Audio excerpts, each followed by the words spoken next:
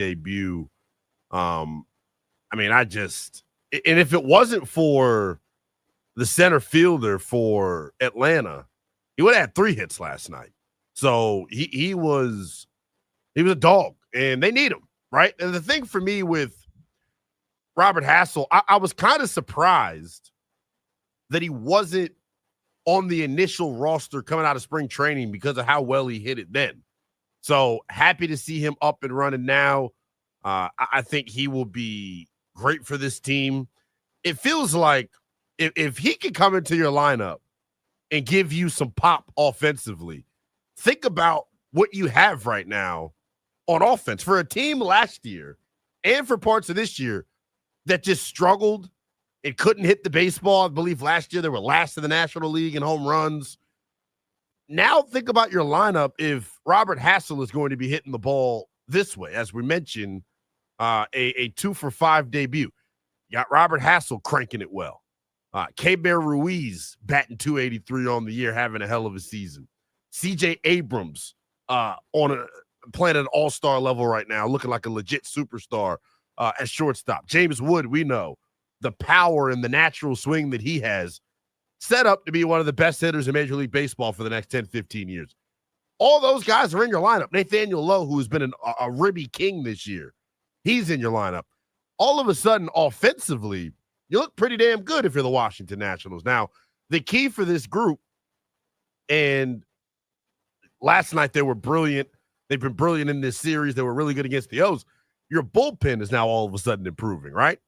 I feel like as we sit here, and I mentioned going into these next 2 series, you got Atlanta this weekend, and then you have Atlanta series wraps up today, if I'm not mistaken. Then you have a series, or wrapped up yesterday. Then you have a series going on with the San Francisco Giants, 2 teams that are very close to you in this National League wildcard standing. And as we continue to get later and later into the season here, you start taking a peek at the standings. I continue to ask it, where do the Nats have to be by July's trade deadline for them to be buyers? That's the thing that will consistently be the question in the back of my mind. Right now, though, for the Nationals, all vibes. All vibes. Feels like a group that is turning a corner, and it's super exciting to see them playing well. Grant Paulsen going to join us bottom of the hour at about 10:40 to give us his thoughts. He was in attendance last night at Nationals Park. His thoughts on Robert Hassel and what that could mean for this lineup moving forward. A lot to get to. Loaded program for you all as usual. Lynnell Willingham sitting in for our guy, Kevin Sheehan. You can call us at 301-230-0980. Make sure you check out the YouTube stream as well, the Team 980's YouTube stream. Make sure you open the app, type in the Team 980, and hit subscribe, man, to get the latest from the Team 980. Being on stream, fun thing. I love it. I'm not making eye contact with the camera, so this is cool. But love being on stream, fun thing. There will be moments throughout this show that get clipped off, and I just want to tease the listening audience out there. I am not as diabolical and manic as I may come off on the stream at times. I'm just a normal guy that loves sports. Oh, hey, Max, how are you, brother? Hi, Lynnell. How are you? You and our resident Cowboys fan, Brian, had to help us out with the stream here earlier this morning. Craig Hoffman's got all these gizmos and gadgets in here, and we didn't have everything absolutely potted down. So there was a little bit of echo to start the show, and you, just like a pro's pro, coming in here, getting us together. No wild comments in the chat, so people must not have noticed.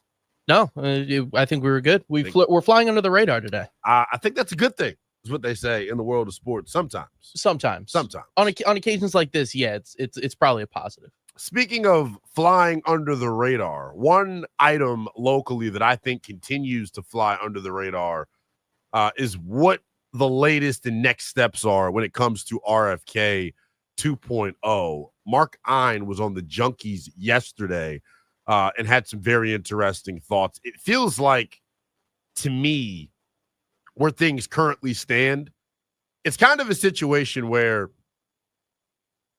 right, I think they need 7 votes for this to pass. Right now they've got 3 guaranteed, or 4 guaranteed in the bucket.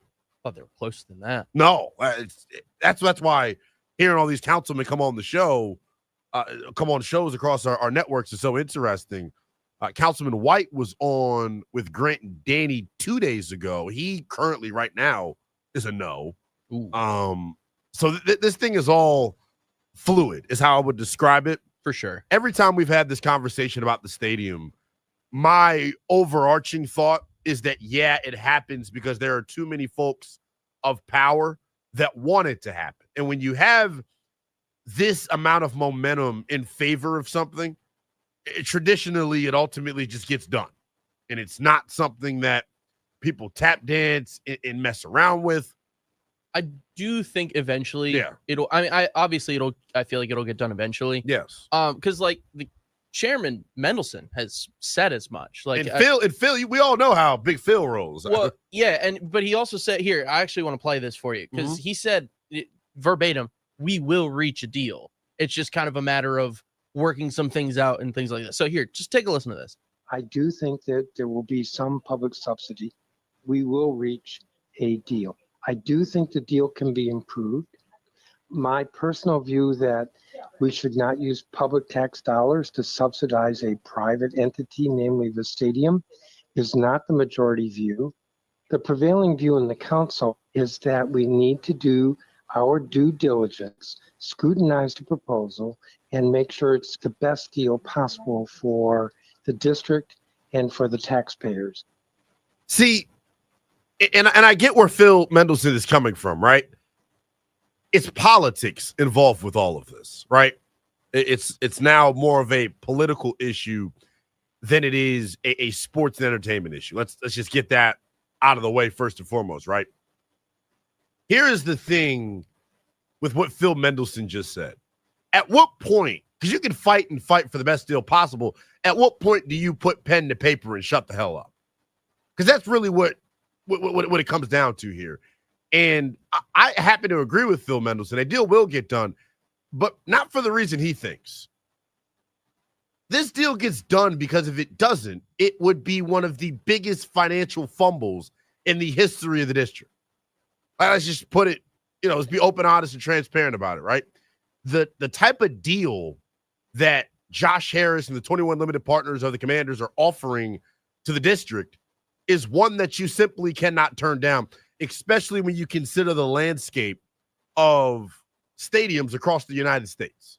When you consider the landscape of stadiums across the United States and all the hubbub coming out of Nashville, Kansas City, Cleveland, all places that, are up and ready for a new stadium, public funding is going to happen one way or another. The sweetheart part about this current deal that Josh Harris and the Commanders have on the table is they're asking for pennies, essentially, when it comes to the public funding piece of this. When you think about how much public funding is provided for all the other stadiums across the United States, DC is getting what I like to call a sweetheart deal. So at some point, you just got to take it. And I got the numbers back up here again for those of you that have forgotten.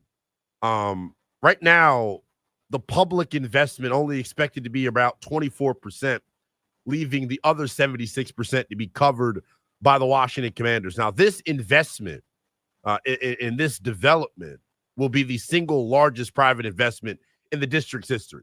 So with all of that being the backdrop to the stadium conversation, yes, Phil Mendelson, a deal will get done. And if it doesn't, the legacy of Mayor Bowser, those currently in office, not going to be very good. Not going to be very good. I want to let you all hear a little bit more on RFK 2.0. As I mentioned, Mark Ein was on with the Junkies yesterday and kind of reiterated what Phil Mendelson said. There ain't no plan B. Let's just say it doesn't happen, and maybe it's a very small percentage chance that it doesn't happen. What's plan B? Let's just stick to plan A. Okay, all right. I mean, look, I don't want to, like people have said, we really did have a lot of options here and a number of good options. This was the one that we were all from the beginning the most excited about, and we really do think it makes a lot of sense. Yeah. If for some reason it didn't happen, there's obviously, you always have backup and contingencies, but we're really focused on plan A. Right answer, Mark-On. Mark-On gets it, right? Another guy that's from here, local ties, understands what, the Commanders means to this tri-state region, to this metropolitan region. I continue to say it, and every time I talk about this, I pat myself on the back because in this industry, sometimes you got to have some cojones to go out on a limb and say things that, others aren't, confident enough to say, I guess is the best way to put it. Max, you work with me ad nauseum over on 106.7 The Fan at night and on overtime. And whenever we have this conversation, Lynnell comes off the top rope and says, well, I didn't really care where the stadium was going to be. If it was going to be in D.C., my one stipulation was that Josh Harris and his 21 limited partners footed a majority of the bill. They said, the hell with that, fat, stubby former athlete.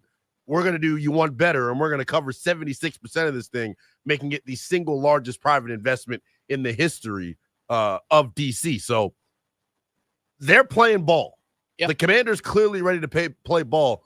The district has got to tighten up here because you don't want to run the risk of losing this thing because there ain't no plan B, like Mark-On is talking about. They're not renegotiating their deal. And I feel like we're at the point where, like, how when Congress has a bill, right? Yeah. And they're trying to it's quid pro quo, it's pork stuffing, you know what I mean? Right. Like it's if we put this through, I need you to do something for me. So I think we're kind of at that point where we're negotiating, like, all right, here's what we'll do for, I don't know, Ward 7, here's what we'll do in Ward 8. And so I think we're just kind of ironing out the final details before we finally get kind of pushed all the way through. I hope that is the case because if DC is going to call Josh Harris and company's bluff, wouldn't be something I'd be fond of because guess who's always lurking in the background with a Commanders jersey right behind Josh Harris? Wes Moore. So I'm just saying, like, if you want to act as if, you're going to try and get the best deal possible, because that's what this is, right?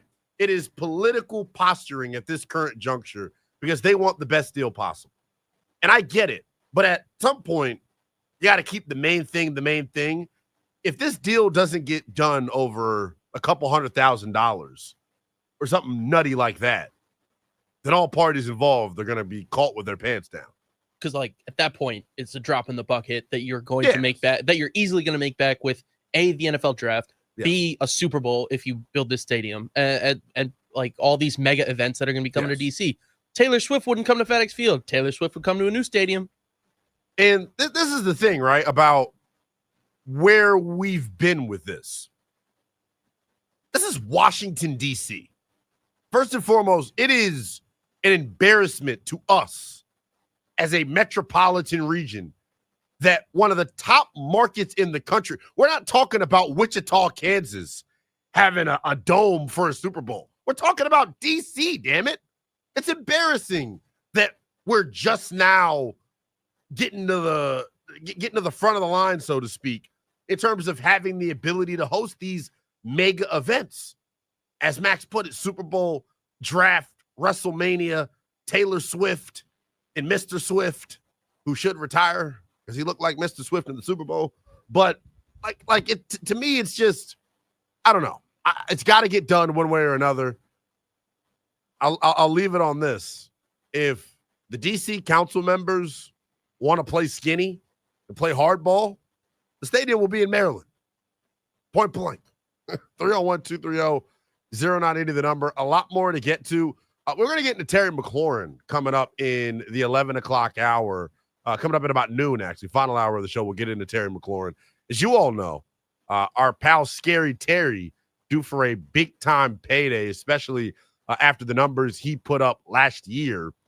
The question is, does Terry deserve a blank check, or, should you be kind of hesitant to give him that because of his age? We'll talk about that in great detail, top of the 12 o'clock hour. Our pal Trevor Sikkema, Tampa Bay Trey, put out his top 10 wide receivers going into 2025. He'll join us at about 12:30 to touch on that. One quick thing that I wanted to get to before we hit our first break here. Last night, first of all, the NBA playoffs, ratings may be down. I know there are tweets that come out every, so often that say this was the lowest viewed game 2 of the conference finals since when? I don't care about any of that. If you're a basketball fan and you appreciate good hoops, this NBA postseason, from the star power to the terrible misfortune with the injuries and just things being completely chaotic is how I would describe it. It's been one of the best NBA playoffs in recent memory. Dramatic finishes down the stretch, guys turning a corner. And I always say this about the postseason in every sport. It's where legacies are made, right? It's where guys are able to advance to that next level, so to speak. And last night, if you got to watch OKC in Minnesota game number 2, America got introduced to Shai Gilgeous-Alexander as the face of the NBA. And it's a polarizing conversation to have, I think, and we'll, obviously expound upon it as the show rolls on here. But I think going into last night, the casual basketball fan, if you had to ask them, who's better, Shai Gilgeous-Alexander or Anthony Edwards? People would take the Ant-Man, right? Super outspoken, flair and highlight dunks, flair for the dramatics, always active on social media. And he's an American, by the way. That's the other piece of this thing. He's an American star. I think the casual fan would have told you, yeah, it is better than Shai Gilgeous-Alexander. If you have watched this season, last night in particular, and then this entire NBA postseason, it's not even a conversation. Shai Gilgeous-Alexander, as we sit here on May the 23rd of 2025, is the face of the NBA and is the best player in the NBA, not named Nikola Jokic. Okay, I was getting ready to jump in, and then you added the caveat, and I'm very proud of you. Now, the reason why I feel like traditional basketball folks hate that, and it's not a race thing, it's not anything like that. It's just about what the game has been and how the growth internationally is real. Our best 2 players right now are not Americans. Yep. And you can make the argument based on the MVP finalist. Our top 3 players in the world aren't American. Giannis, Joker, SGA. Who's going to step up? Anthony Edwards had the opportunity to do so last night, but Shai said, hold my beer. Watching him play. Now, I didn't get the chance I became a NBA lifer 2 seasons before the Wizards drafted John Wall. So think about me from an age standpoint, right? Early middle school days. Still didn't know what the hell I was talking about, but believed that I did, as you can tell how I do radio. So I didn't get to watch Kobe Bryant a lot. But watching Shai Gilgeous-Alexander, that is what comes to mind. And I understand what people are going to say. What a lofty comparison. You bet your ass it is a lofty comparison. He's about it. Watching Shai Gilgeous-Alexander get to his spot last night and just rise up over the defender and knock down mid-range jumper after mid-range jumper after mid-range jumper, and then is still one of the elite setup guys in the NBA. He is special to watch. And this Thunder team, I know I don't tell you how to spend your money often, but if you can go get a little futures, but maybe too late at this point, the odds may not even be worth it for you. If I have $500 to blow, I would go put $500 on the Thunder winning the finals right now. Right now. Because in reality, they're going to sweep Minnesota. If you've watched the first 2 games, the runs that OKC have gone on here in the third has been absolutely nutty. Minus 330. Minus 330. So if you put $500 on that, what would it be?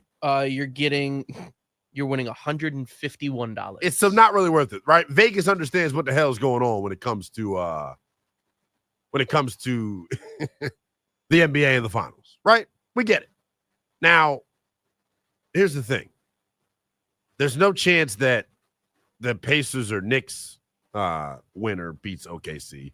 I think America's best hope for Shai and the Thunder not winning the title, their best hope is that Anthony Edwards and the T-Wolves somehow figure it out. Through 2 games, they haven't had all things click yet, right? In game 1, the bench couldn't hit the wide side of a barn, and Anthony Edwards was okay. Last night, the bench was great, or the bench was pretty good. Anthony Edwards went off, but Naz Reid was pretty much a no-show, got in foul trouble very early. Julius Randle, 2 for 11, 6 points, just 2 in the first half, his lowest ever in his postseason career. So Minnesota's got to get it figured out if they want to come back in this series. Right now, OKC with a 2-0 series lead as this year series shifts to Minnesota for game number 3. We got game number 3 of Knicks and Pacers coming up later tonight. We'll talk about that before we get out of here as well. A lot more to get to, as you mentioned. Grant Paulsen going to join us about 10:40 to talk about the Washington Nationals and the way that they played last night, whether or not that group has turned a corner. So super excited for that conversation. When we get back, though, Lynnell's third favorite league is at it again. Angel Reese, you know that I love her for more than one reason. Let's just say the history books, not loving her after last night. We'll give you more on the second face of the WNBA. Coming up next is the Team 980.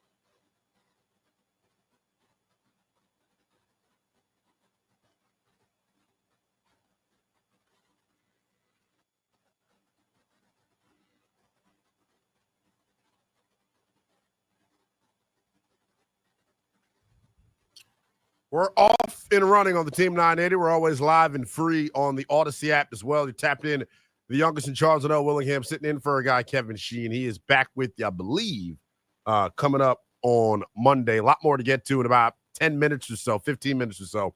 Our pal Grant Paulsen going to join the program. He'll give us his thoughts. He was out at Nats Park last night for the debut of Robert Hassel. Nats played really well. They won on a walk-off.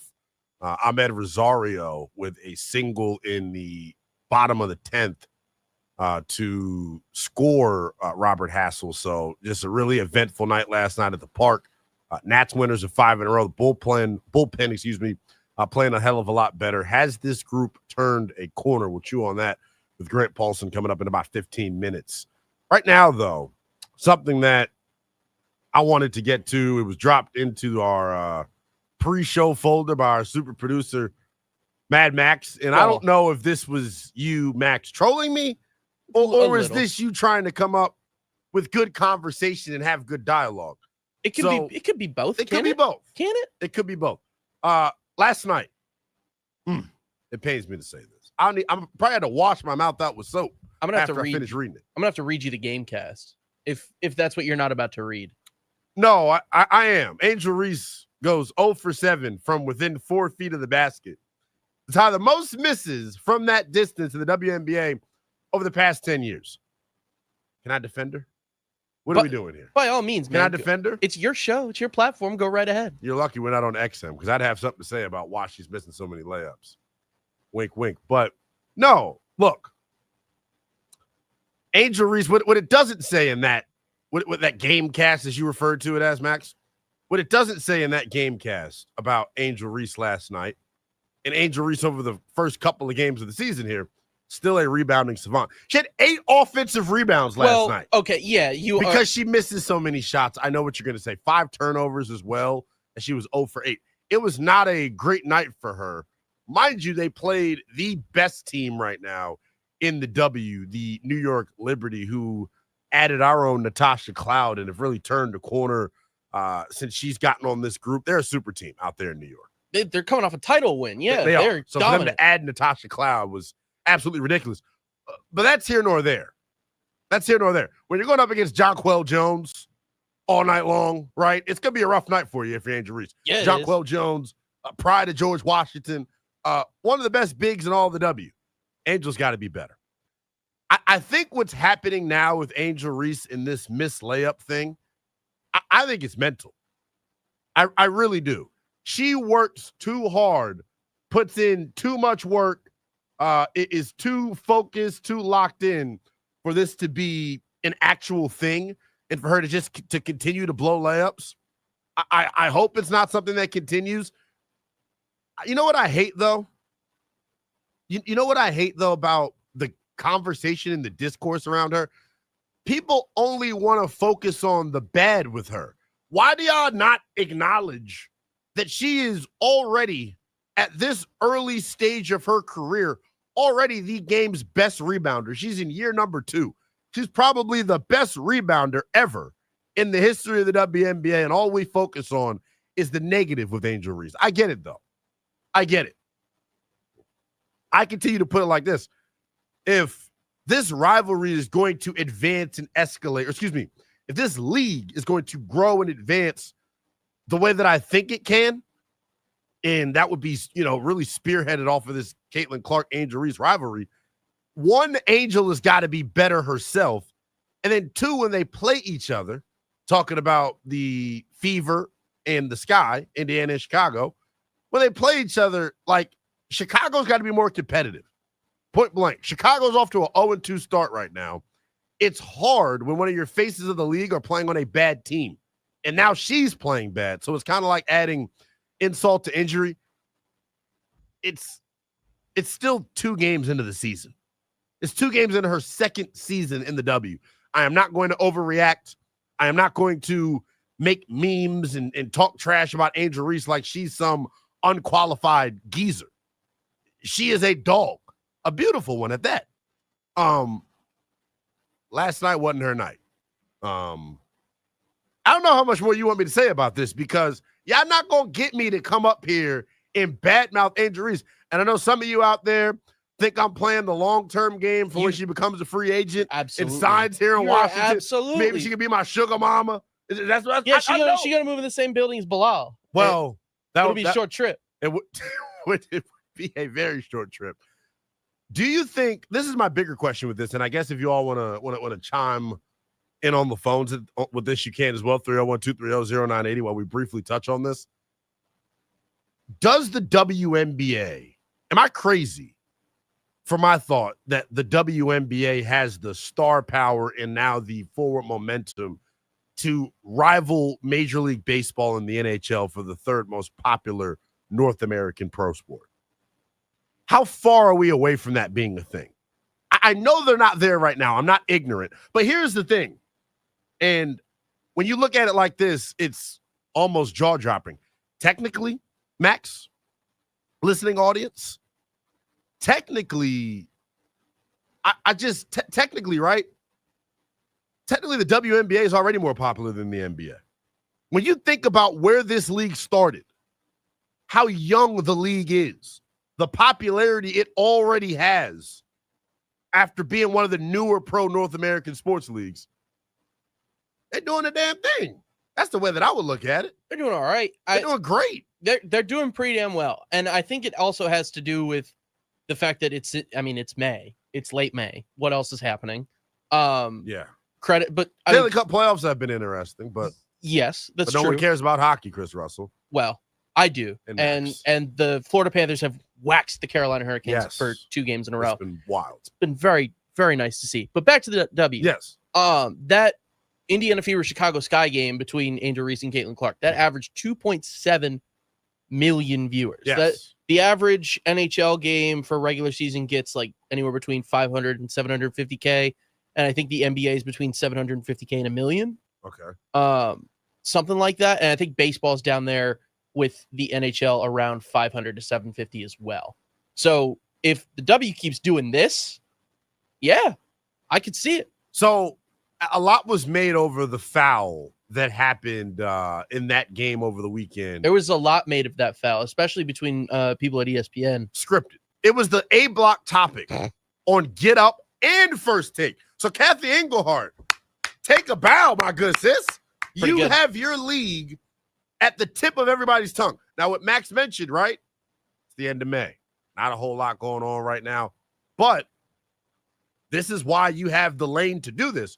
Your season starts now, doesn't end till around October. So you're going to have this runway. You got the summer. You got the summer to do your thing. I hope they don't go on that crazy break that they did last year because I think that's terrible for their sport. Wasn't that Olympic related? It was Olympic related, I believe. So I don't think the regular season, I think, wraps up in like August or something like that. So we'll see. Bottom line is this. I do think Angel Reese right now is going through a little bit of a mental block when it comes to her and finishing. This is getting into an awkward conversation. Let's go to Scorched Earth. Mike is in Bowie. What's chime in? What's going on, Mike? You got to pop Mike up, I think. My man, how you doing? I'm good, brother. How you doing? Yeah, I was on your show like a week ago, and I was giving my input on how disgusted I was about NBA players' contracts and the number 6 pick we got. And you were like, you went scorched earth when I called back in. And I was talking to Rooster yesterday, and he was like, I want you to call in during Cowboy games on every Monday from like 4 to 4:05, but I want y'all to remember me. So that's why I said scorched earth. Because when I call in, if I have something to say, I'm going to say it, and it's going to be like intense. Bring it, brother. So, we welcome it. Here's what I got to say. And it's I don't even know what you're talking about. I just heard Angel Reese, and there's been something in the back of my brain for the past couple of weeks I've been thinking about that's really been making me angry a little bit. What's up? And here's what it is. And I'll just throw it out there. If you turn on Fox, and look, I'm to the right just in life in general, but if you turn on like Fox News and you're watching like, I don't know, Republican style news. Yeah. It's like there's always these stories about Caitlin Clark and Angel Reese, and they seem like they're slanted against Angel Reese, okay? And you turn on CNN, and you're going to see some pro Angel Reese comment. I mean, pro Caitlin comment and anti Angel Reese. And I think it's so stupid. I'm so mad at it. I don't even want to see. I don't want them commenting on WNBA personal stuff. You know, I don't want them even talking about it. It feels like they're being decisive. And look, I coached my kids like in basketball growing up. And shout out to you. I love that for you. Look, and there was a better coach than me that was on the team, and he was like, I want them to watch women's basketball because it's so fundamental. Yes. It's so like you're going to learn these fundamentals. We're not playing above the rim, so we want you to watch these games. And I remember I just fell in love with it, and I was like, if y'all love, and the younger kids are knocking it, they're saying this and that about it, and I was like, if you love basketball, like you really love it with your heart, you're going to appreciate an old lady playing, a young girl playing. Anyone playing and dribbling a ball, you're going to have appreciation for that. And I feel like I truly love basketball. So I don't care if it's a guy or girl, black, white, anybody. I don't want people comment on. And, to be honest, when I heard Ryan Clark's comments about RG3, I agreed with Ryan Clark. I was like, if you're married, okay, I'm sorry. And then the whole world came down on him, and I remember I grew up in DMV, PG County. I've been around a lot of people of color. I don't know. I felt like, I don't know. I didn't like what RG3 had to say. And I felt like, he had a point. If don't comment on it if you're not, a black woman. I don't know. It's just the way I felt. It's interesting. I hear what you're saying, as always, Mike. We appreciate you chiming in, man. Wow, I was loaded. Real quick, because we got to get to Grant Paulsen here. I think my frustration with Angel Reese and Caitlin Clark, how it's been covered, it has turned into a black-white issue, and I don't think it's that at all. My guy Zach Gelb, my co-worker on the Infinity Sports Network, had a take on Angel Reese versus Caitlin Clark that I initially agreed with. Then I realized, Zach, what are you talking about? He compared Angel Reese to Draymond Green and then Steph Curry to Caitlin Clark. It was such a disservice and discredit to Angel Reese because Draymond Green is a clotheslining, dirty, cheating bastard. Like, there's nothing in Angel Reese's game that is comparable to Draymond Green. The only thing they have in common is that they're both outspoken and passionate about the game that they play and the game that they love.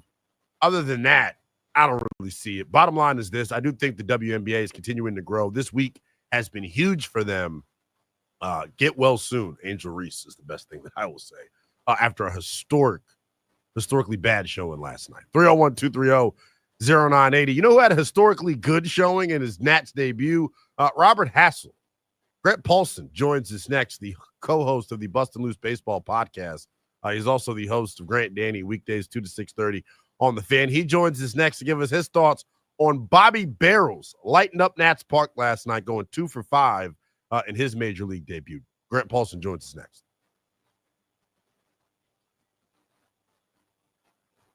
All right, last night, big win for the Nats. They extend their winning streak to 5 games. Ahmed Rosario walked it off in the bottom of the 10th.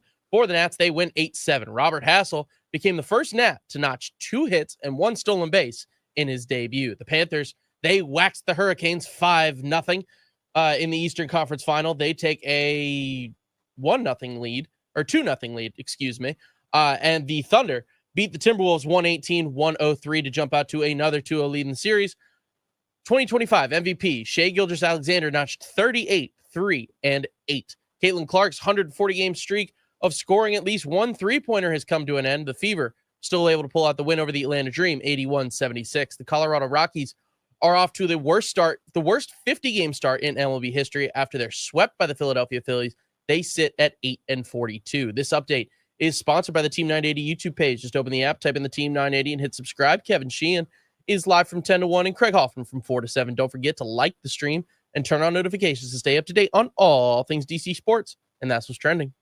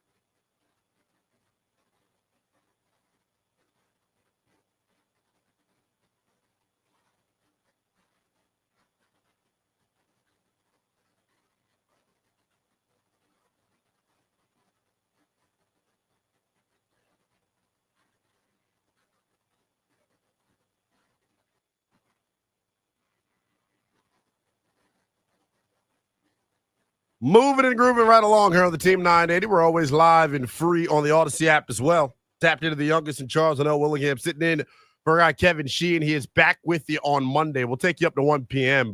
Remember, make sure you keep it locked. Coming up, top of the 12 o'clock hour, we'll get into Terry McLaurin and a potential contract extension with the Washington Commanders. Trevor Sikkema of Pro Football Focus put out his top 10 wide receivers heading into next year. He will join us at about 12:30 to reveal where he put Terry and what type of deal he thinks the Pro Bowl wide receiver is in line for, as he is set to be an unrestricted free agent coming up next year. Right now, we go out to the guest hotline for the first time this show.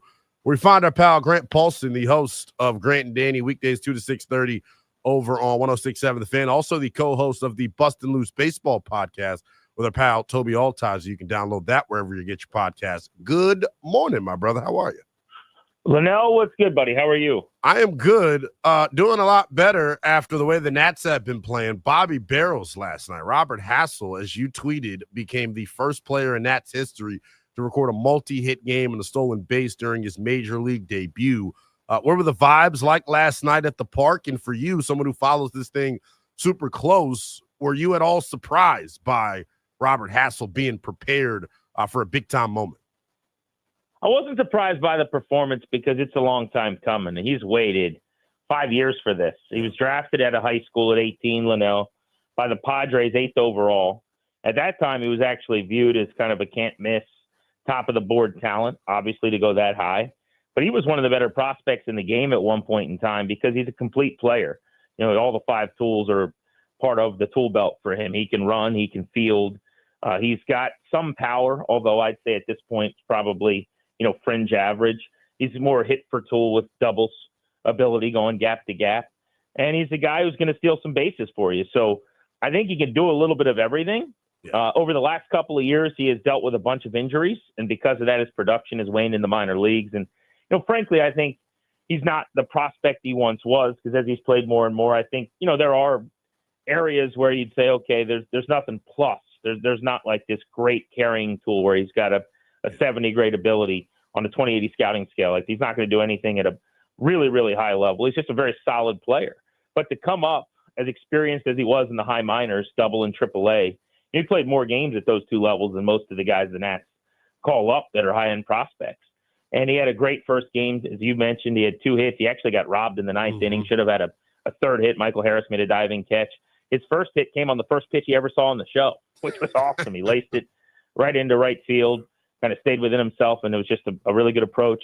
And then he immediately stole second and fueled a multi-run rally, a 4-run inning. So really impressive game. He scored the game-winning run, by the way, coming around in the 10th inning as the courtesy runner at second in extras.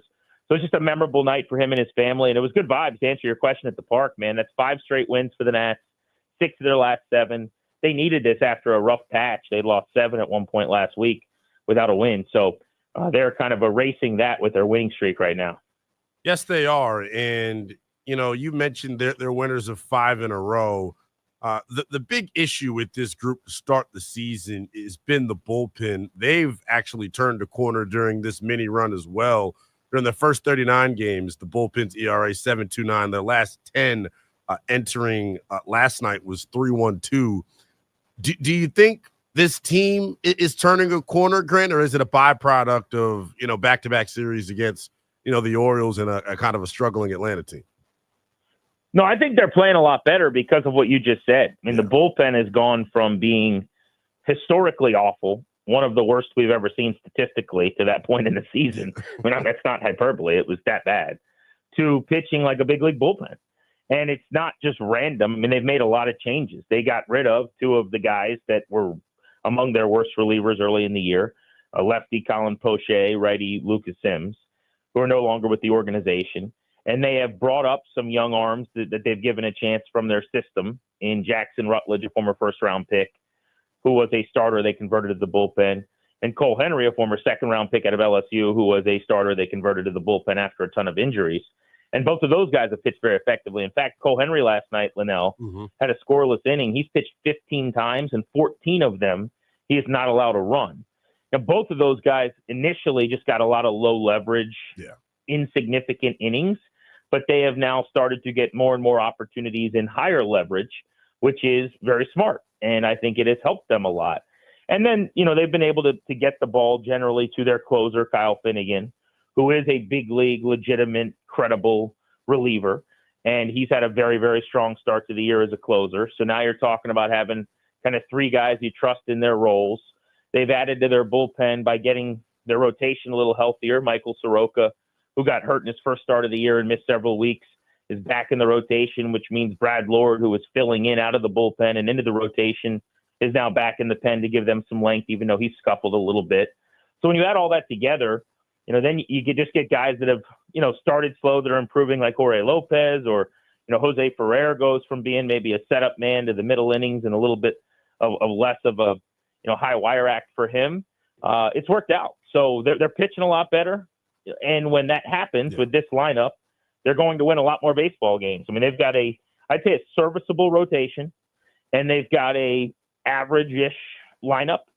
I've been joking all year that they're a 500 team with like a 60-win bullpen, right? So you add those two things together, and you're not near 500.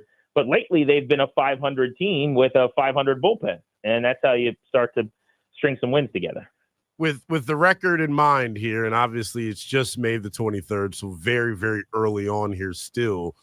After last night's win, 5 games back of the final wild card spot in the National League, with things starting to come together for this bullpen, Grant, when you got James Wood hitting the ball the way that he is, C.J. Abrams off to a crazy start, Bobby Barrels now being called up, K-Bear, who we'll get to in a second, had a really special moment last night. He's hitting it well. Nathaniel, all I do is hit RBIs low, hitting it well. Do you see them being in this wild card race for the majority of the season, and what would they have to do by July's trade deadline for Rizzo and company to make a move as a buyer?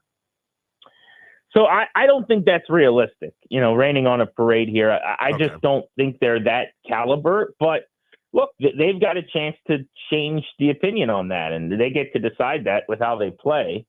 I think they're short in the bullpen, as we just talked about. They're running hot right now, but there's going to be cold stretches as well. I think, big picture, the frustration is they're a couple players away. Yeah. And they've been that for the majority of the last couple of years. And they certainly, this offseason, I think most people in the fan base knew they probably need one more slugger who can drive in runs and hit home runs. And they didn't do that. And they either needed a starter or a couple of relievers or both. And that doesn't, the relievers part doesn't cost you nearly as much money. But they just don't spend it anymore, really, or haven't in many years. Maybe they will again at some point. And so that's the annoyance for me, and the frustration for me is it's going really, the plan's going well. The baseball operation controls the rebuild and the trades, and let's make sure you get good players for Soto. Enter Wood, Abrams, Gore, Hassel. Let's make sure that James Wood becomes what he's supposed to. He's 22 and on pace for 40 homers and 110 RBI. He's going to be an all-star this year, maybe. Let's make sure C.J. Abrams repeats last year as an all-star. He's going to be an all-star for the second time at 24 years old, possibly. Let's make sure Gore takes another step. Every year he gets better. He's leading the major leagues in strikeouts on the mound right now. There's some really good things happening. You mentioned Keibert Ruiz, who's made a huge leap this year and is really helping them out offensively as the catcher with the most hits and the highest batting average. Which is crazy. Who plays every day. Based off how last year went. What's that? I said the K-Bears turnaround, I think, is one of the more, really special storylines of the season based off of what he went through last year. 100% agree with you. All that's working out, and it's part of the plan, but it's like, where are my reinforcements? Yeah. The way it's a bad analogy, but in a movie or something, when you draw up a battle plan, you're like, all right, you guys go in first and you hold your own. And I want you to fight and scratch and claw and, bite kneecaps. And then right when you need us, we're coming over that hill. And it's like they did that and they're looking back, but nobody's coming over the hill. They didn't sign anybody. They didn't go get the 30 homer, 100 RBI right fielder. They didn't go sign their starting pitcher is an oft-injured guy who's already been injured for the majority of the season. The relievers were $2 and $3 million bargain bin grabs who have been cut mostly. So it's like, when you play cheap games, these are the results sometimes. So that's kind of my frustration. I will say, though, you asked how could they do it? It's what you're seeing. If their bullpen with these young arms can pitch at a really high level, and C.J. Abrams, James Wood, and when Cruz comes back, who had homered in his last 2 games before he got hurt, or maybe it's Hassel, like their young guys play at a really high level, then they're going to hang around. And then maybe Mike Rizzo goes, you know what, shoot, we're 4 games back, we're 3 games back. Why don't we go at a piece? We've got players that are expendable in the system. I just think it's a year early, and I probably wouldn't be in that business if I'm Rizzo. But it is possible. They just got to maintain what they've done over the last week, which I think is going to be difficult. Nats winners of 5 in a row. They begin a weekend series against the San Francisco Giants starting tonight. You can hear that over on the Fan as well as hearing our pal Grant Paulsen 2 to 6:30 with Danny Rouillet. Grant, we appreciate you giving us some time, brother. Yeah, absolutely, man. Good talking to you. Yes, indeed. That is Grant Paulsen. Make sure you check out the Bust and Lose Baseball podcast with him and Toby Altizer wherever you get your podcast. First hour in the books here on the Kevin Sheehan Show. Lynnell Willingham sitting in for a guy, Kevin. He's back with you on Monday. Top of the 11 o'clock hour, we will switch gears to the National Football League. Aaron Schatz of ESPN put out his list of the most underrated players at every position in the National Football League. Were there any Commanders on this list? We'll touch on that next right here on the Team 980.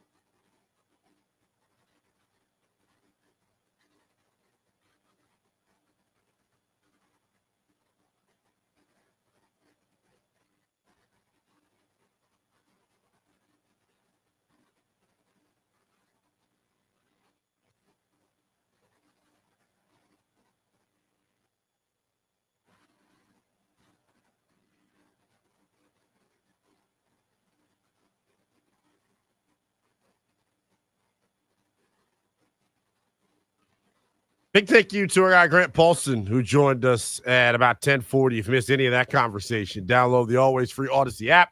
Use the Odyssey Rewind feature and go back to the 10:40 segment to hear my convo with Grant Paulsen, who was out at Nats Park last night, where the Curly W's have now won 5 in a row. Robert Hassel with a historic debut. Nats begin a weekend series with the San Francisco Giants coming up later this afternoon. Man, a lot going on. So I want to correct myself. Kevin, not back with you Monday because it's a holiday. I'm back with you Wednesday. Denton will be in the other couple of days. It's true. Okay, so I'll correct myself. It's a busy week next week. The schedule is scheduling is the best way that I would put it. Sure. I did not look at the schedule. Next week, next Wednesday, is the start of voluntary OTAs for the Washington Commanders. So that's where I thought I was going to be during the hours of this program, but that is clearly not the case. Anywho, from that to this, you get to hang out with me. I get to hang out with you. We get to have a time. We'll have somebody on from the park. It'll be tremendous. Sure. It'll be tremendous. Now, what I wanted to get to right now, speaking of the park and the old burgundy and gold, Commanders, as I just mentioned, first full team session available to the media is next week. So super excited about that. I know the guys have been working hard over there in Ashburn, including the quarterback who looks ripped. Can I get on that weight training program, please? Right. I mean, it looks damn good. Like I thought you were blowing smoke when we were talking about the neck thing. Dude, and then they put that picture out yesterday. I was like, oh, yeah. all right. He is all definitely put on some weight. The one thing that always with quarterbacks, and this is just me being it's me acting like Chris Russell, honestly, just being scared of nothing. He's rubbing off on you. You always worry does accuracy or anything get impacted by adding arm strength and mass and muscle. Because I think that happened to, I want to say it was Lamar. Because he put on some weight. He put on some weight, and then it affected like his throwing motion, and then he had to, in the next offseason, drop the weight. And that was, I think, a big story last year going into the year. And he's back to it. Now, here's the saving grace, I would say, for our pal Jaden Daniels. Already a better passer than Lamar. True. Sorry, Lamar. That's true. But I just think he's such an effortless thrower of the football that I don't think there's anything that anyone could do or that he could do that would mess up his mechanics. And I know, you know, from listening to his quarterback coach who's been on with John Keim several different times, they're so specific is the best way I think you were about to say anal about it. Yeah. But it just sounded just I get it, but it was crazy. But yes. They hone in on the mechanics part of his game, and you know it's so important and valuable to him that I don't think there's anything that can mess up his mechanics because it's something that he works on so much constantly every day. That being said, like him adding weight in mass, the days of you defenders in the NFL whacking him and he flies 50 feet are over. Okay, I'm so excited that he's putting on weight. He was such a badass last year, man. And every time I get to talking about Washington and Washington Commander football, I get geeked up for a good 30 seconds to a minute because it's like, damn. We got him. You know what I'm saying? For the entirety of my lifetime, we were chasing. Mm-hmm. We were chasing that franchise-altering guy. Chasing the dragon. You know what I'm saying? Now the dragon is blowing smoke in our building. And it's been absolutely brilliant.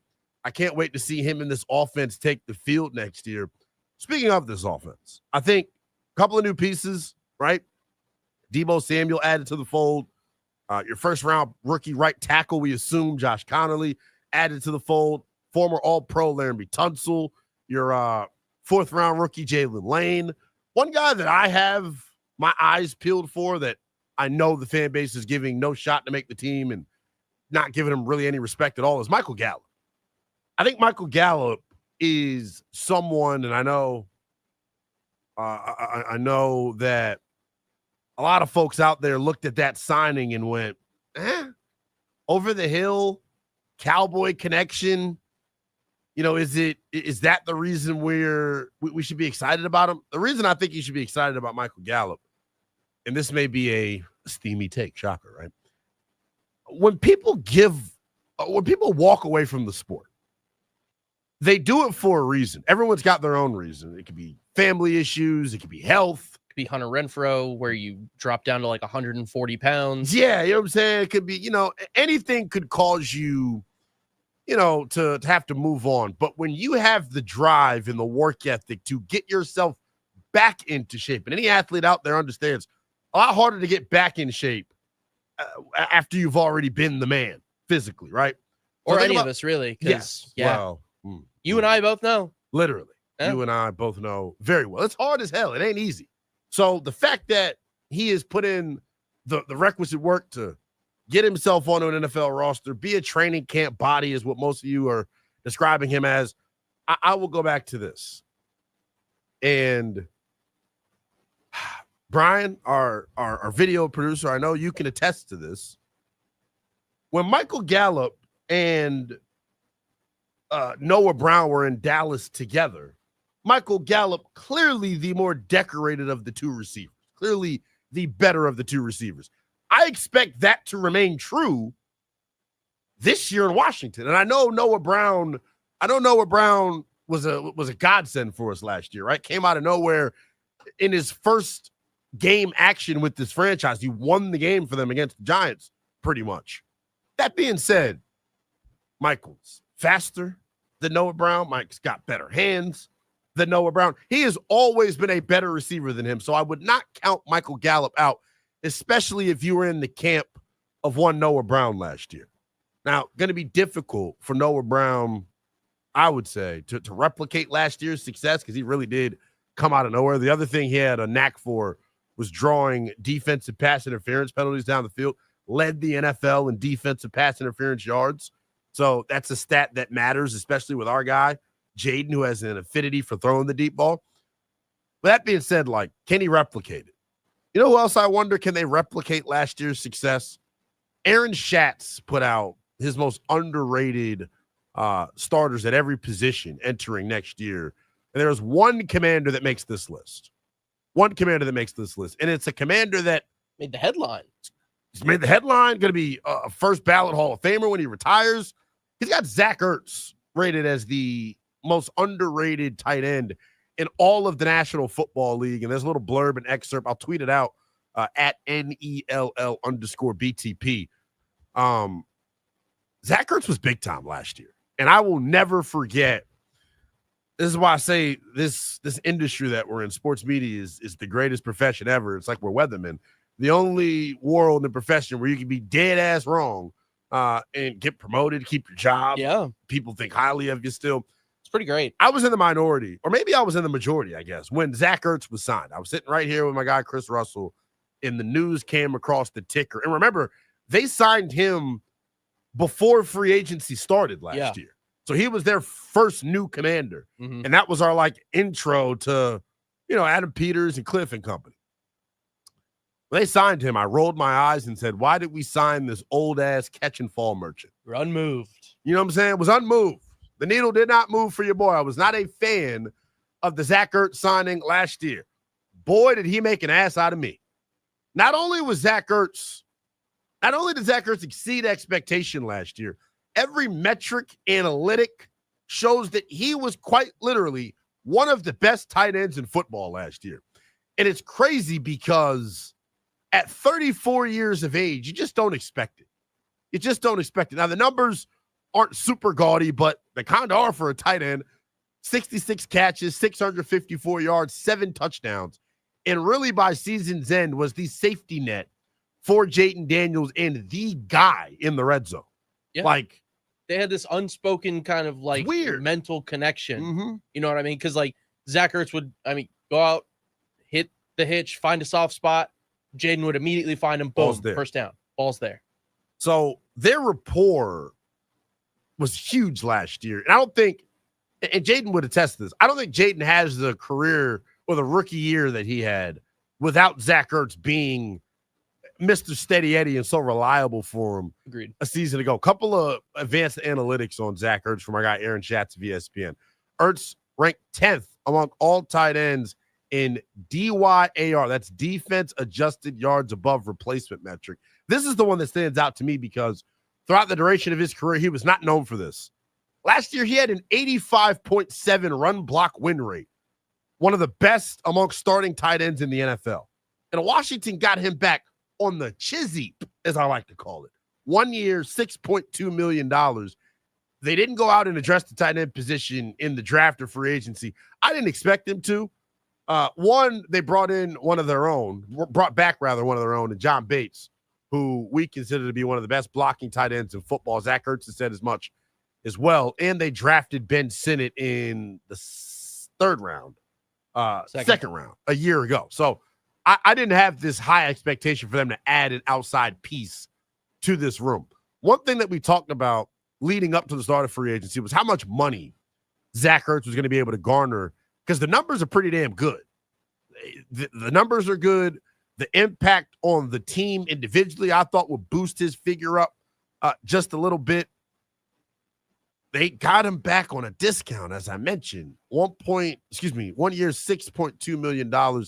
Incentive-laden deal. I obviously don't know the escalators in his contract, but the one thing that, makes me enamored by him is Dan Quinn and company last year. They don't get enough credit for it. We keep talking about how the injury bug kind of escaped Washington a year ago. I don't think the injury bug escaped Washington. I think the preventative maintenance was some of the best that you're going to see across the NFL. And I remember training camp practice number one. The first thing that stands out, I just started sweating. Big boys out there. I got my long sleeve on. I'm working out there too, people. So I break the sweat and the whistle blows. And the way practice goes, the media runs from one side to the other so we can get lined up for our interviews. And the whistle blew hella early, it felt like. Their first training camp practice was 45 minutes. Why? They ramp up everything. Everything's a ramp-up period with this group. They leave no stone unturned when it comes to, player performance, the preventative maintenance, all of that. I think, one, Dan Quinn is just super smart and gets it. Also, Josh Harris has made it very abundantly clear. There is nothing that I am not willing to do to ensure the betterment of this football program. And I think the training room got upgraded. The equipment in there got upgraded. So they were just better. And it allowed Zach Ertz, in turn, as we're talking about, to have a big year. Aaron Schatz has Zach Ertz rated as his most underrated tight end in all of the National Football League. I think it's for good reason. Here's the thing, though. When we're talking about Zach Ertz, let's be real about it, right? Last year, he was 34. This year, I believe he'll turn 35 at some point during the season. Got to look at the birthday to be exact. But at some point, you are going to have to find a replacement for Zach Ertz. I'm going to say a name that's going to piss a lot of you off, but I still keep him in my good graces because I think he's just a physical specimen.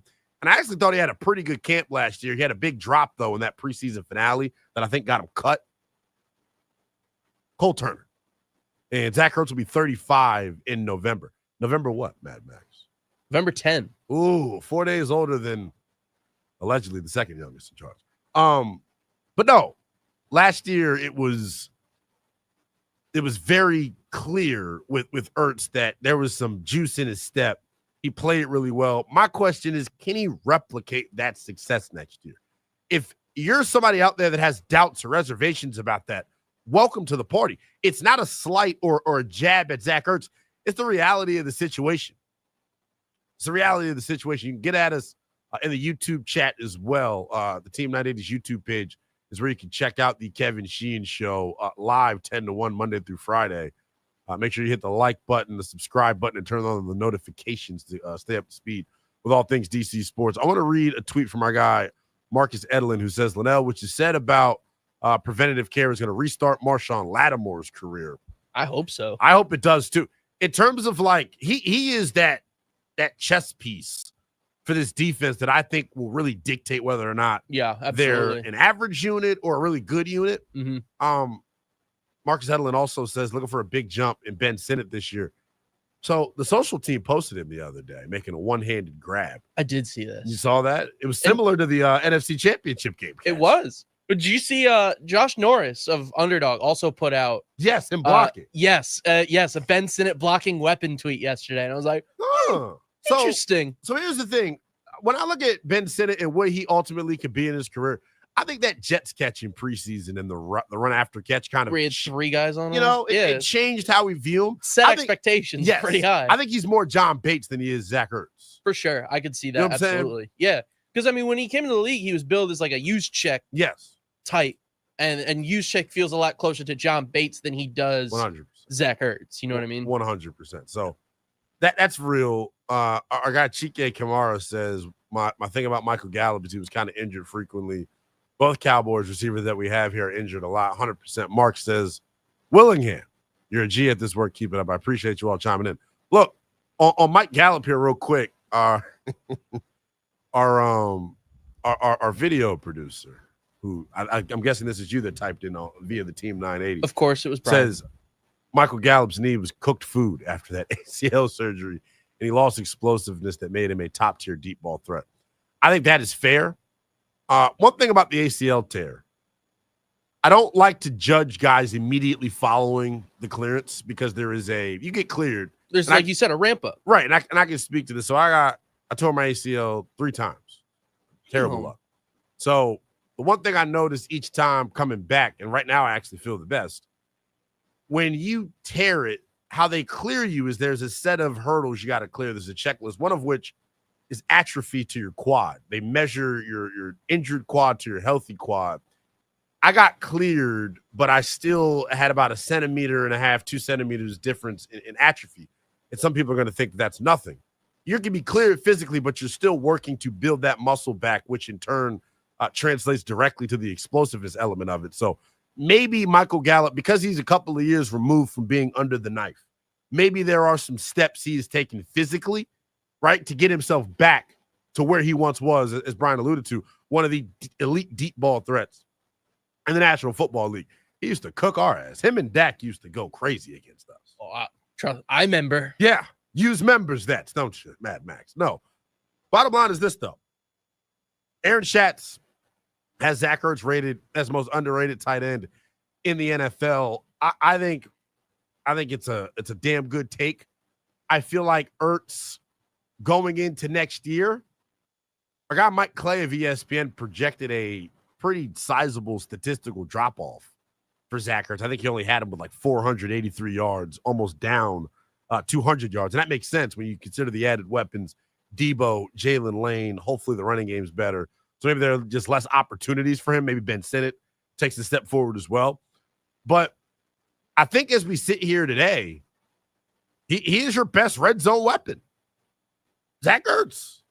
I know Terry, it ain't no slight to you. We'll get to you coming up at noon, brother. But Zach Ertz, the body control, the body posturing, the use of leverage, it just came up huge for this group last year.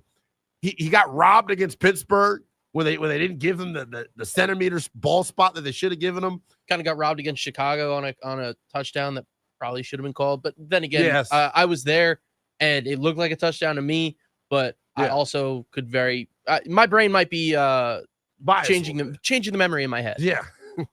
But no, he was a huge part of this offense last year. I expect him to have a similar role this year because they haven't necessarily replaced his role, so to speak, as that third down chain mover, that red zone guy. His stat line in the NFC Championship game was like nuts. And I get some of the catches came in garbage time to where the game was over. Yeah, but he still balled like out 15 catches for 130 yards, something ridiculous. So I think he's excited about it. I know there's he talked about it. Cliff reinvigorated him last year in his love for the game. So I know when that happens, guys have that extra motivation to put that work in. He's been here all off season. I don't think he's left. He came out and watched the rookie mini camp practice last week, just taking stock in what the young fellas look like. Zach Ertz is here to stay. And I think he's going to have a productive, I don't know how productive, but I think he's a key part of the offense next year. Bringing up Zach Ertz, though, if you're going to bring up one old horse, you got to bring up the other. Bobby Wagner on this Commanders defense, another guy that's a little long in the tooth, really integral part of their success last year. He was brought back on a one-year deal as well. When we come back, I want to open up the phones here at 301-230-0980. Aaron Schatz has Zach Ertz ranked as the most underrated tight end in the NFL.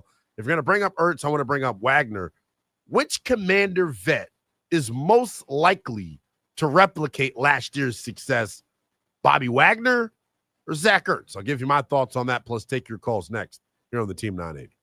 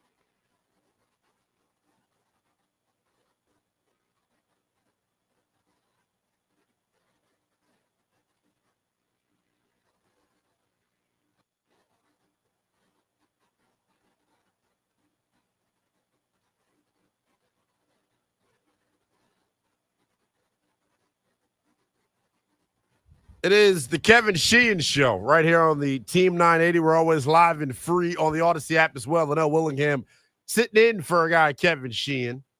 Take you up to 1 p.m. Eastern time. Chris Russell will pick you up from there. A lot to get to as we're talking all things Washington Commanders right now. Aaron Schatz of ESPN listed his most underrated players at every position in the National Football League. At the tight end spot, he lists Zach Ertz. Ertz, the only Commander to make Aaron Schatz's most underrated list.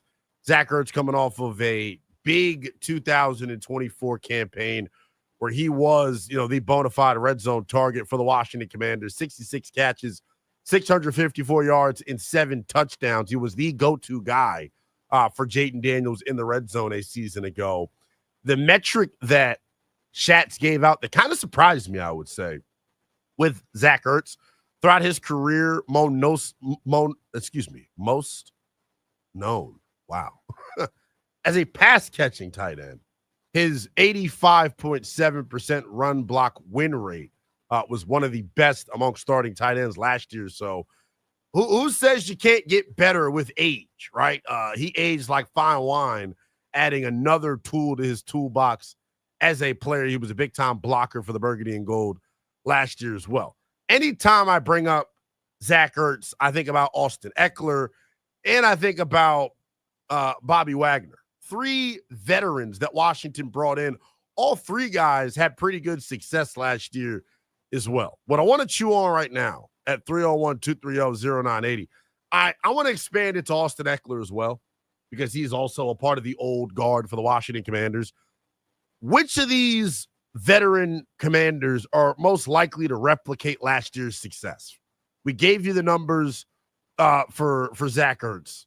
Bobby Wagner, an all-pro last year for the Washington Commanders. PFF had him listed as one of the top 3 linebackers in all the National Football League. Another 100-plus tackle season. Played, was 98% of the defensive snaps for Washington. Wore the green dot. Just an absolute godsend for this defense.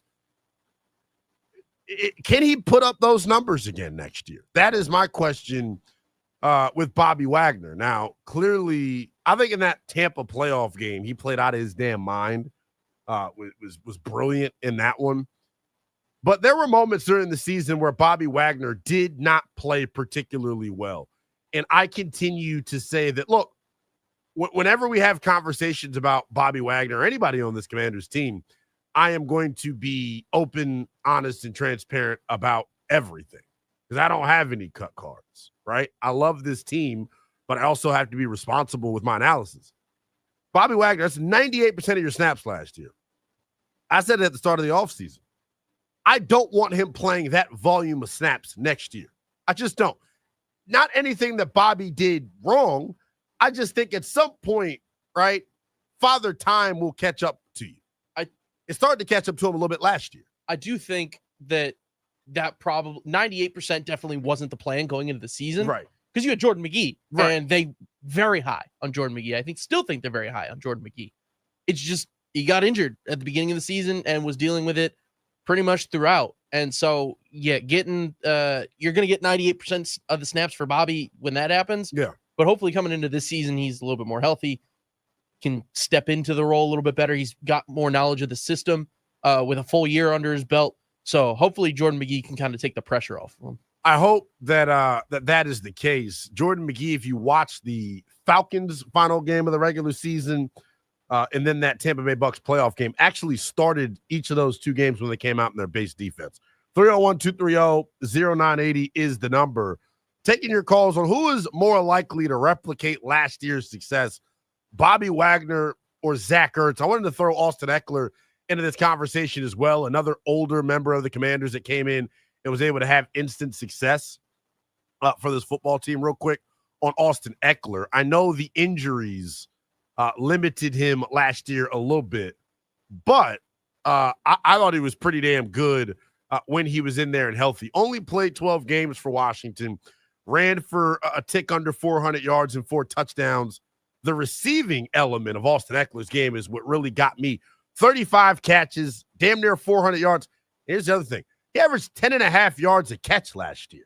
That was his most since 2019. So Austin Eckler was a big play threat for this offense last year. I'm excited to have him back in the fold. Think about this, man. Like I'm just ready for it. It feels like this group is ready to go. Let's go to Rob, and Frederick wants to chime in. Rob, which veteran of the Commanders do you think is most likely to replicate last season's success? I think Eckler's got a good shot on the catching department. The reason I was saying, you were talking about Bobby Wagner. Yeah. I think they were really anticipating a young rookie coming in there and taking some breathers, but he got hurt. So I think he's going to be the key this year for that linebacking group to just spell Bobby Wagner, especially late down in the season. For sure. I think, as Max kind of alluded to, that is the plan. I think Jordan McGee is the guy that's been brought up. Another guy not to sleep on, Cam Madrano, who they drafted from UCLA, a guy that I definitely think has the chops to potentially replace him as well. Yep, appreciate you as always, man. So I'll say this as well about Bobby Wagner. Max, I think I asked you this question on Overtime several different times. If Bobby was not wearing the green dot last year, which is another big reason why he played 98% of the snaps, he was the best at setting up this defense and calling it. And by the way, how many busted coverages did you see last year with Washington? Not a lot. Not many that I can remember, They man. were consistently in position. We don't know who would have been the green dot guy if it wasn't for Bobby Wagner. I would happen to think last year it would have been Jeremy Chin. Yeah. This year, I'm not sure. Maybe it's Quan Martin. Yeah, Frank maybe, but Frank's a little bit closer to the line. Yeah, so you want somebody that's you want somebody who can see the entirety of the defense. So yeah, Quan would probably, if Revo's out there, depending on how your safety depth looks. I mean, we'll see kind of what we got closer to camp, closer to the season. But yeah, it's green dot's a mystery now. It is, and I keep looking at a couple other cats from last year. Dominic Hampton, the safety that they drafted out of Washington, apparently is put on sizable amount of weight this offseason. So looking to make that switch to dime linebacker, maybe full-time, and not be as much of an impact player at the safety position. Our guy Marcus Edelin in the YouTube chat says he thinks Bobby Wagner most likely to replicate last year's success. It's a very interesting debate to me because I can see it from both guys' perspective. Bobby, I think, has to replicate it by necessity. For Ertz, if someone else is able to emerge offensively, I think the tight end always going to be a part of this offense, first and foremost. But I think there is more competition, I would guess, for targets and things of that nature for Ertz compared to Bobby, who is the Mike linebacker, who is the green dot guy. But what say you, though? 301-230-0980. You can tweet at me as well. It is at NELL_BTP. Which veteran commander most likely to replicate last year's success, Bobby Wagner or Zach Ertz, who was listed as the most underrated tight end in the NFL by Aaron Schatz of ESPN? I got Rod is in Landover, wants to chime in. What's going on, brother? How you doing? Hey, man, I'm good. How you, man? I'm good. All right. So, look, I say both of them, man, to be honest with you, because I think on both sides of the ball, we done got better. I think we got bigger, stronger, faster on that D-line. I think we got, stronger and faster with the rookie that we got, the wide receiver rookie, and then adding Debo, got stronger. We got tougher. We got guys that got chips on their shoulders. Yeah. I think both of them guys, man, got the potential of continuing, what they started last year. Ertz, man, I mean, I think it's going to open the field up a little bit more for him because, with Debo and all them guys. And then I think on the opposite side of the field with the guys that we got on the defensive line, I think it's going to make Bobby Wagner's job a little bit easier. So I think both of them. I think both of them, man, they veterans. They guys that bring it every time they get on the field. Both of them, you can count on them. I say both. Yeah. Okay. I think both of them, man. I think that's interesting. Which one to you do you think is closest to hanging it up? Man, I'll almost say both of them too. I would say realistic. It seems like, I mean, that's a good one. I would say I guess if I would say maybe Wagner. Yeah. Simply because the position he played. Right. Because he, every down you hitting somebody, so, and I guess you could kind of say the same thing with the tight end too, but I would say probably Wagner. But looking at Zach Ertz last year, man, and listening to the way he talked, I mean, it seemed like he can go on for a little while. I know, I mean, he got Jaden Daniels throwing him the ball, man. He got Cliff Kingsbury calling him plays. I mean, he looked like he can go for a little while. I happen to agree with you, man. I was super impressed by the way he performed. Appreciate you tapping in as always, Rod. Enjoy your weekend, brother, man. 301-230-0980 is the number. Aaron Schatz of ESPN has Zach Ertz listed as the most underrated tight end in all of the National Football League. It got me thinking, which veteran on the Commanders is most likely to replicate last year's success? He had a big year from Zach Ertz, and it was kind of unexpected to me. Keep reading you the numbers here. 66 catches for 654 yards, 7 touchdowns. Really was that red zone guy for Jaden Daniels, and the rapport that those two were able to build. I continue to say it. Love Jaden, had a great rookie year. It doesn't happen without Zach Ertz playing the way that he played. He won the Falcons game for us, making that big-time contested catch. Ertz was a godsend for this group last year. I can say the same thing about Bobby Wagner, though. And I had my reservations about Bobby when he was signed. No, I'm lying. I didn't. When Bobby was signed, I was geeked. I was on updates, actually, that day on the Fan. I actually broke the news right when it happened. I couldn't believe it. We got Bobby Wagner here in D.C., first ballot Hall of Famer. He's using his off-the-field stuff to his advantage as well. He's enrolled at Howard University. He's just doing everything at a high level.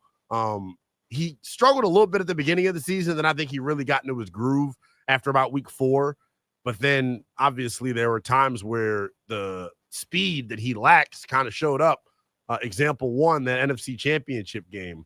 The other thing about Wagner that I feel like doesn't get talked about maybe enough is the role that he played in this run defense struggling last year. And I know no one wants to talk about it because we love Bobby and we don't want to say that, Bobby can do anything wrong, but Bobby at times struggled moving laterally, picked the wrong hole when playing the run, him and Frankie Louvu. So the big question is, who is more likely to replicate last year's success of those veteran Commanders, Zach Ertz or Bobby Wagner? Mark is in Laurel, wants to chime in. What's going on, Mark? Yeah, I just wanted to say both these guys are finished. I mean, you're talking about Bobby Wagner. I mean, they had one of the worst defense in history last year. In history? You're going to bring back the oldest guy in football? In history? Mark, come on. Yeah, they were just awful. I mean, it was just awful. I mean, they played one of the worst offensive. The schedule was a cupcake last year. Right, I'll give but you again, that. you bring back the oldest guy in the NFL. I mean, the dude didn't do anything last year on a terrible defense. So what more impact can he have, really? And then Ertz, at this point, really, he can't offer no explosive plays. He can't get off the ball. I mean, he was just a security blanket last year. But again, both of these guys, the question you should have with both of these guys finish the season because of health. But both of these guys are finished. You relying on both of these guys, we're going to be in a lot of trouble. What they should have done is open the pocketbook up. They got plenty of money and just upgraded the positions. All right, that's all I'm going to say about it. You have a good one, buddy. Hey, I appreciate you, Mark and Laurel, bringing it strong. I totally disagree from Marcus' standpoint. I think Justin Check types in the chat, question mark, I hate us? It seems like the last caller did, right? But no, look, if you're going to make a argument that those two, he says, hashtag dumbest fan base. Look, I didn't say it. But no, I think the last caller has a point. I do think there is a risk involved with running it back with those two coming up next season. Father Time is undefeated for the most part. I think the preventative maintenance that I continue to talk about was a big reason why they were able to stay healthy most of the year, talking about Bobby and Zach Ertz. The Bobby Wagner disrespect got to chill, though. Are you kidding? Bobby, we were one of the worst defenses in the NFL last year. I think that's a very, very difficult thing to say, very difficult thing to sell. He had his shortcomings because he's older, and there's going to be some sort of drop-off to his play. But big picture, like, he was huge for this defense, as was Zach Ertz. And the more and more I think about it, remember how much camaraderie was a part of this team last year. Remember how important that was to the success of last year. Bobby Wagner and Zach Ertz were brought in. We knew that there would be veteran leadership naturally that they have. But I think the production that you got from them to me, they both outplayed, what I thought they were capable of, which is why I raised the question, is it replicable heading into next year? 301-230-0980. I'll officially answer the question and take your calls next on the Team 980.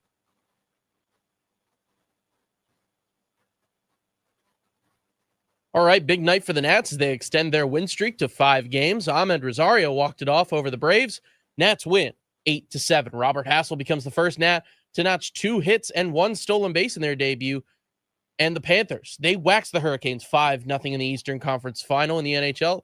In the NBA, the Western Conference Final, the Thunder, they beat the Timberwolves 118-103. Shea Gilgeous-Alexander, the 2025 MVP, with 38, 3-8. Caitlin Clark's 140-game streak of scoring at least 1 3-point bucket has come to an end. The Fever still able to pull out the win, 81-76. The Colorado Rockies are off to the worst 50-game start in MLB history after they're swept by the Philadelphia Phillies. They sit at 8-42. This update is sponsored by the Team 980 YouTube page. Just open the app, type in the Team 980 and hit subscribe. Kevin Sheehan is live from 10 to 1 and Craig Hoffman from 4 to 7. Don't forget to like the stream and turn on notifications to stay up to date on all things DC sports. And that's what's trending.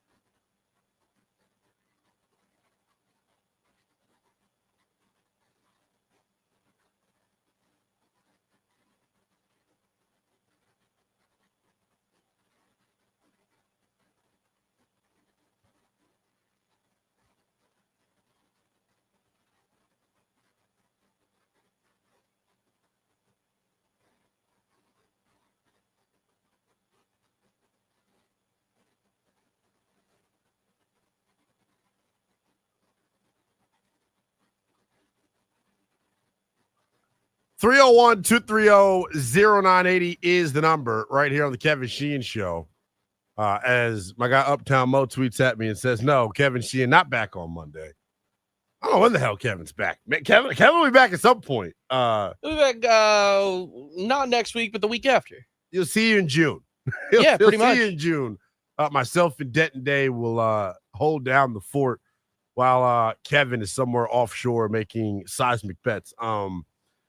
Kidding, obviously. Or am I when it comes to the old Kevin Sheehan? Love getting the opportunity to chill out with you all right here until 1 o'clock on the Team 980. Chris Russell comes your way at that time. Remember to keep it locked. Trevor Sikkema of Pro Football Focus going to join us at about 12:25. He listed his top 10 wide receivers entering 2025. We'll ask him what he thinks about Terry McLaurin and how much age should impact the kind of deal you give one Terry McLaurin. We'll touch on that coming up top of the 12 o'clock hour. Right now, though, I want to go back out to the phones, 301-230-0980.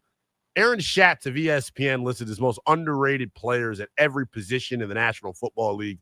At the tight end spot, he listed our own Zach Ertz, coming off of 66 receptions for 654 yards and 7 touchdowns last year in his age 34 season. He was huge for the Burgundy and Gold. And anytime I bring up Zach Ertz, I in turn bring up the Zach Ertz of the defense, Bobby Wagner, who was a godsend, played 98% of your snaps last year, was awesome for you. But both of those guys, realistically speaking, are a little bit longer in the tooth, right? They are. They just are. It's the reality of the situation. So when you get production that Washington did out of those two guys that are older, you wonder how long they can keep it going. What I want to ask you all on the phones at 301-230-0980 is, which veteran commander is most likely to replicate last year's success? Bobby Wagner, Zach Ertz, or Austin Eckler, who I want to continue to expound upon as well. He was huge last year. 10.5 yards per catch, his most since 2019. I think Dan Quinn and company deserve major kudos for the career renaissance of Ertz and Austin Eckler. And not only on the offensive side of the ball, but special teams in the return game. Yes. Oh, my. And pairing him up with Jalen Lane? Yes. I can't wait. Was absolutely awesome. The thing about Eckler is I don't think he will be the kick returner this year because Jalen Lane will be available. And that's a way to protect Eckler as well. Keep him, because one more concussion, he is. Well, yeah, he's a gangster for coming back last year the way that he did. He just is. I just hope he can keep that noggin unbumped. Yes, he just is. 301-230-0980 is the number. Let's go to Marcus in Brandywine. What's going on, Marcus? What's going on, Lynnell? How you doing today, I'm man? good, brother, man. Appreciate you chiming in. I hope you have a good weekend, man. I appreciate it. You as well. You kind of slid Austin Eckler in there, man. I know. Last second, right? Yeah, that kind of throws a wrench in it for me. But I mean, realistically, my first one was gonna be Ertz for sure. I think he's more than likely to replicate it. For two reasons. Well, not two reasons. One reason mainly. Last season I read somewhere that he ranked, I think, like second among separation percentage out of all tight ends. But then I just remember back to a few games, and even in contested catches, he was pretty short-handed. Mm-hmm. And even if he doesn't, like say he has a slight fall off, and he's not getting that separation, I still trust him in those contested situations. Like, he's sure-handed. So if you just, it's almost, I would almost say if you just throw the ball in his direction, 7-8 times out of 10, he'll come down with it. And with that kind of advantage on his side, as opposed to, again, I'm with you when I say people are wildly disrespectful to Bobby Wagner. Yeah, they are. It's just, certain things you just can't control. But I feel like with Zach Ertz, you can control, like, if you catch the ball. And he showed that with those contested catches, like, he was pretty sure-handed. And even if you don't get that separation, if you get the ball his way, he's liable to come down with it. So I think, for sure, he's probably more likely to replicate, than Bobby Wagner. Not saying that Bob won't have a good season, but I just think, like, the production that Ertz had last year, I think he's more liable to replicate that just because he's as sure-handed as he is.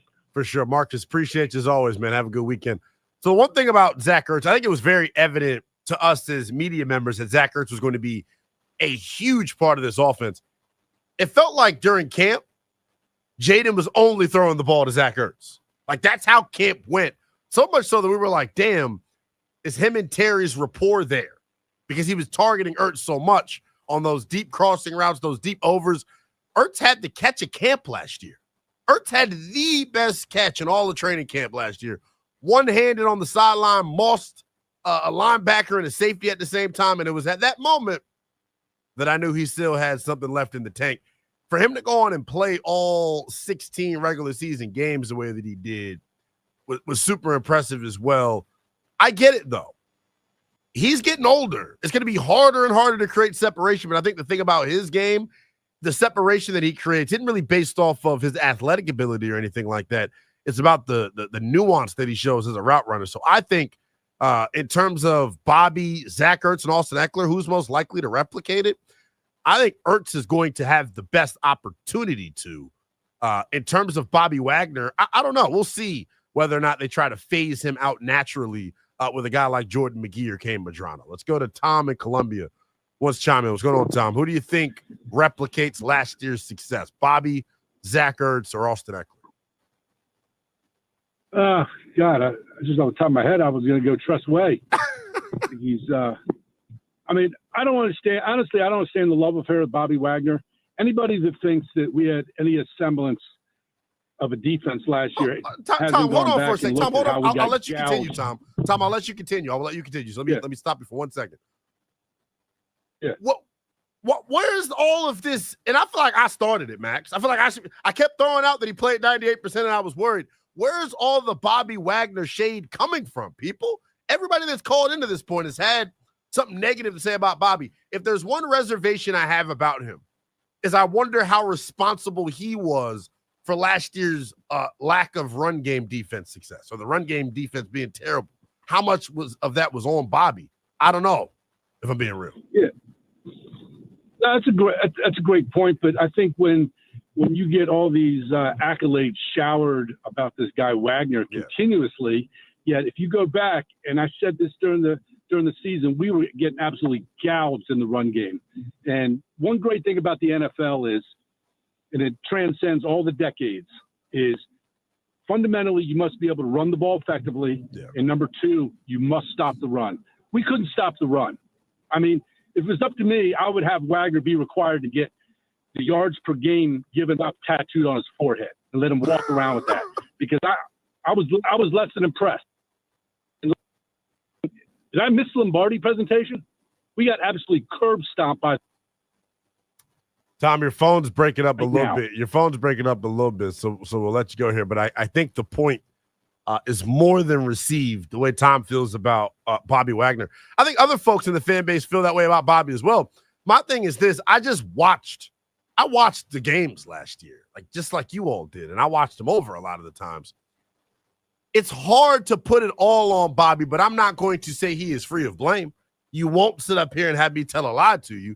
There was times where it was his fault that a run popped for more than it should, whether it's him choosing the wrong hole, whether it's him being a step slow laterally. There were times that it happened. There are also times, though, that, I mean, this team does not beat the Tampa Bay Bucks in the playoff game without Bobby Wagner.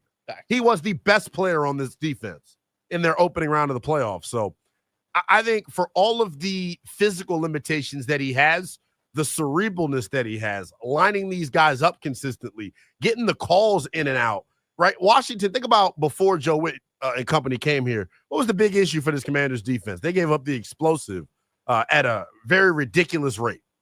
And, a light just died over here, man. Max. It's doing that flash. It's doing the flashbang. But I think what he brought on this defense from the neck up, I think, was just as valuable as his physical stuff as well. Let's go to our fall. I was going to say our fall and our fall. Wow. Oh, he's got intro music to his damn call. He does for me. Wow. Well, hello, Athen. That's right. He appreciates greatness and knows it when it calls in. No way. And that's listen. that's my favorite version of the Stone Cold Steve Austin song, by the way. Well, that one sucks, but it's not as good as the original one. That's what you would say. But hey, listen, I'm here to save you, okay? Because your topic sucks right now, okay? What you need to be talking about is who's going to be the game changer that's going to step up and help probably this defense this year. To kick off your point, I'll talk about Eckler. Eckler was great when he wasn't injured, especially the contributions he made on special teams, okay? So he was a lifesaver for Jaden. He's probably on his last leg. I hope they get like another year or so out of him, okay? But I think the thing you need to be talking about is Javonte Jean-Baptiste, this overrated Kinlaw, this guy that didn't make it playing next to Nick Bosa and Hargrave and all those types of players, and the guys he played on with the Jets that couldn't make it there, they gave $30-40 million to. Is he going to be the difference maker? Because, listen, Bobby Wagner is going to bring solid play, but he is older, okay? And he can't make up for an underperforming Deron Payne or a younger Johnny Newton. I heard Johnny Newton. I actually got to FaceTime with Johnny Newton 2 weeks ago, and I asked him if he was going to wreck it, and he says, you know it. I heard he's working out with John Allen, so I hope that he's ready to bring that Illinois game to the Commanders this year because, Lynnell, they got murderer's row of a schedule, okay? They're going to play some damn good quarterbacks, and they're going to need this defense. The offense can't be their best defense. The defense has got to be able to step up and get pressure on these good quarterbacks, and we got to be able to hang and give Jaden some room. It can't be like his last year at LSU. We got to be able to hang and make some plays and stop the run and get some pressure on the quarterback. That's what you need to be talking about, not Zach Ertz and Bobby Wagner and that they got canes and wheelchairs and they're on their last leg. I'm here to save the ratings and change the narrative of the program. So you don't have to thank me for calling in, but one last thing while I got both of you here. As long as I am gainfully employed, okay, Max, Lynnell, and me, and maybe one other person. Maybe you could bring one of your girlfriends from Howard, Lynnell, okay? We're going to a game next year. We're going to a game. Deal. Anthony, good to hear from you, my friend. I appreciate you returning my voicemail too, brother. Happy belated, old man. Hey, I appreciate. Hey, listen, hey, real quick before you go, listen. I was going to call you back, but I heard that the rumor on the street, on U Street especially, you're famous on U Street, okay? The rumor you saw that comment, didn't you? Nobody can get a hold of you.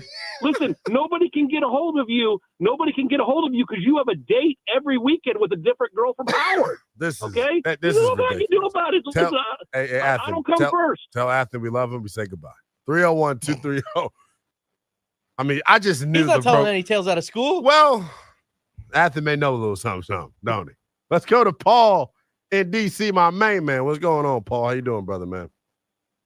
Hey, not much, man. The guy was funny, man. That was a good character call right there, man. But and also I want to follow up on what he was saying too. Is that when we start talking about the game changer, I agree with that. But I think the biggest problem that with Wagner is that, normally your D tackles, man, they got to protect your middle linebacker so he can make those plays, man. By the time Wagner got to anything, man, they was already through. They was already finished at that point, man. They was on their second tier, man. And he still got over 100 tackles, but I don't like tackles in the backfield. I like tackles in the middle, in the middle. But I think he's going to be okay. I like Eckler. I think Eckler has a chance to do some things because of the running back. And I think he's going to be pushing Robinson and Eckler. Our guy McCoskey that we got in the 7th round and everything. But Zach Ertz, man, this guy, man, is just playing off the hook, man. And I just want to end it with, man, I'm just excited about this football season coming up, man, because every single team in the NFL got better, and I can't wait to see how we're going to go up against them, man. Paul, you have a great weekend, man. You, man. You have a good weekend as well, my brother. 301-230-0980. We're screwing up the clock because that's just my terrible problem. And Max is going to whoop my ass if I don't get out of here. So we will take a timeout. When we come back, we'll take more of your calls on which vet is most likely to replicate last year's success. I do want to switch gears here a little bit. We'll keep it on the burgundy and gold. Trevor Sikkema of Pro Football Focus put out his top 10 wide receivers heading into next year. Where does he have Terry McLaurin ranked? And are you concerned at all that old Tear Bear missed practice the other day over the contract dispute? That is next. Final hour of power comes your way next here as well on the Team 980.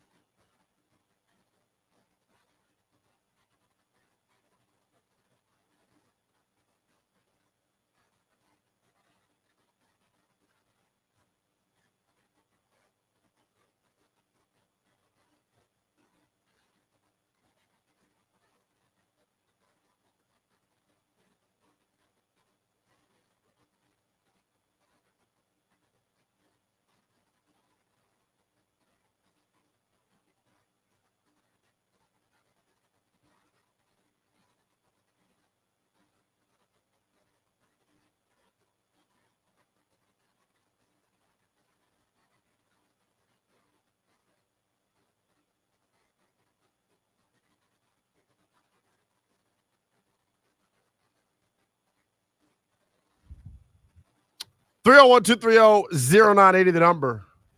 Final hour of power before our pal Chris Russell takes over for you. That's bad. Coming up at 1 o'clock. You're just knocking everything over. I'm just breaking things on my way out. A tantrum like King Kong in there. That's what happens when Athen calls and blows the show up the way that he did. I gotta give some sort of. You do have to let off some steam a little bit. I understand. Don't fault me for being a human. Is all that I ask. 301-230-0980 is the number. We got to do something about this. I mean, I look horrible. I know I don't usually look horrible. Well. Leave it up to you. But you want to trade lights? There you go. Oh, never mind. Yeah, this See, he's fiddling with it. He's fiddling, diddling, twiddling, either or. We got a lot more to get to here in this final hour. We will get you a preview of Knicks and Pacers game number 2 coming up a little bit later on tonight as well. Super excited about that. Crazy start to the conference finals as Minnesota now down 2-0. SGA was in his bag last night. Talked about that in the opening segment of the show. If you missed any of it, download the podcast, download the Odyssey app, and catch up because you should have been here from the get-go. Right now, though, I want to keep the conversation on the Washington Commanders and wrap up these calls on which Commanders vet is most likely to replicate last year's success, Bobby Wagner, Zach Ertz, or Austin Eckler. Now, my official answer, I don't even think I gave my official answer. Max, I want you to give yours as well, since we got time for it here. I'm going to go with Bobby Wagner because I think I don't even know if I really believe that. I'm going to go with Bobby Wagner. I just think he was more important to the defense than Ertz was to the offense last year. And I know that's kind of a debatable take that I just gave, but it's just my thought. I feel like with Ertz, they have other weapons offensively that may cause his numbers to drop. For Bobby Wagner, I don't think that player exists unless this is the year, that Jordan McGee takes a step, or maybe it's the 6th-round rookie Kane Madrano taking a step forward. Maybe it's Dom Hampton getting some more opportunities. Maybe it's Louvu. Who knows? But I think on offense, I can think of 3 or 4 guys off the top of my head that their acquisition directly impacts Zach Ertz statistically and what he will be able to do. I still think he is their best red zone target right now to this point. I do still believe that. I know Terry's excellent in the red zone as well. But in terms of understanding leverage, body positioning, things of that nature, Ertz will still have a sizable impact in that category. I just don't know if he will be able to replicate last year statistically. 66 catches for Zach Ertz, man. He was absolutely amazing during his age 34 season. 301-230-0980. DC is in DC. What's going on, DC? Lynnell, all is well, brother. How are you? What's going on, man? I can't call it at all. Man, I'm out here enjoying this weather, bro. Love it. But honestly, I expect all of it to duplicate what they did last year. But when I speak of Austin Eckler duplicating what he's gonna, Lane's gonna be returning punt. Mm-hmm. He was outstanding at kickoffs. I'm not talking about the offensive side when it comes to Eckler. Okay. And then with Ertz, like you said, it's so many other weapons. He's going to be freed up even more. Now, they might be on him in the red zone more because he is that red zone threat. But I think with those other options, he'll be able to duplicate what he did last year. And then Bobby and the defense, I think they're going to have more turnovers this year. They're going to get the offense more opportunities so those other weapons can, do what they do. I definitely see that with the defense. But then I got a question for you, Lynnell. What's up? You ain't out here starting rumors, man. Where is this Terry skip because of contract? So let me reword how I said it. I don't think it. Okay, we're gonna assume it was contractually related. It was Jordan Schultz is the one who put out this information. Yes, and he worded it in a Max got your back. Jordan, of course, that's my dog. Jordan Schultz worded it in a way that kind of made it sound like it could be contract related, and then our sources tapped into what's going on in Ashburn, and they told us it was nothing burger. Like guys just taking a day off. He probably wanted to go fish or something. Yeah. I gotta get on Lynnell, Max, because he's been missing an action for like 2 weeks, so I know he can't get on Terry for missing one day. I ain't heard from Lynnell in a couple weeks. Look, I know, man. You know how I get this time of year, man. But look, his fault. We're back with it. We're back with it consistently here, coming up from now until football season. So buckle up, DC. Let me let you go on this, bro, because I'll layer the question for you because I know you're really super tapped into this. Which guy between, and we're just going to keep this one to Wagner and Ertz, which guy does Washington need to replicate last year's success? The need will be with Bobby Wagner and that defense. I actually think the defense is going to play better this year because they got some guys to help stop the run, and he's going to be able to run cleaner to the ball, I believe. They're not going to be just trying to make plays by themselves. So I see the defense getting more turnovers and playing the run better. So it'll be Bobby Wagner. I hope so. Success. I hope so, DC. I'm telling you, if the defense takes a step forward, this is a Super Bowl caliber team, and I think we all really understand. 100%. Appreciate you as always, brother. 100%. Enjoy the weekend, man. Hope to hear Likewise, from you soon. 301-230-0980 is the number. I do want to switch gears here a little bit. I was supposed to be multitasking like a good radio host while we were taking these calls here, but I do want to get to Trevor Sikkema of Pro Football Focus. He will join us coming up here in about 10 minutes or so. He'll join us with answers to his list that he put out. He ranked the top 10 wide receivers in the National Football League getting geared up for the 2025 season. And I thought his rankings were pretty interesting. So it's list season, by the way. I know how I feel about list season. It's where people, get their stuff aggregated for no reason. The number one wide receiver he has listed in tier 1 is A.J. Brown. He has A.J. Brown as the best wide receiver in the NFL. I think you can make a strong argument for that when you consider the other pieces he has to compete with offensively, and his quarterback sucks, if we're being honest about it. Kidding on Hurts sucking, but we know he's overrated. He's got A.J. Brown, number 1, Justin Jefferson, number 2, Jamar Chase, number 3, and that wraps up tier 1, rather, of the top wide receivers in the NFL. In tier 2, he's got Amon-Ra St. Brown as the 4th best wide receiver in the NFL. Puka Nacua of the Rams as the 5th best quarterback. CeeDee Lamb comes in 6th. Nico Collins comes in 7th. Tyreek Hill comes in 8th. Mike Evans, 9. Terry McLaurin ranked as the 10th best wide receiver in the NFL by Trevor Sikkema of Pro Football Focus. Obviously, Terry with a pretty damn good year in 2024. Nobody was more excited about Jaden Daniels coming to DC than our guy Terry McLaurin, a career high when it comes to catches, or excuse me, not catches, 82 catches on the year, 1,096 yards, career high in touchdowns, 13 during the regular season for Terry McLaurin, as he was just awesome. 13.4 yards a catch, his most since 2022. Terry was badass last year. That's the best way that I could put it.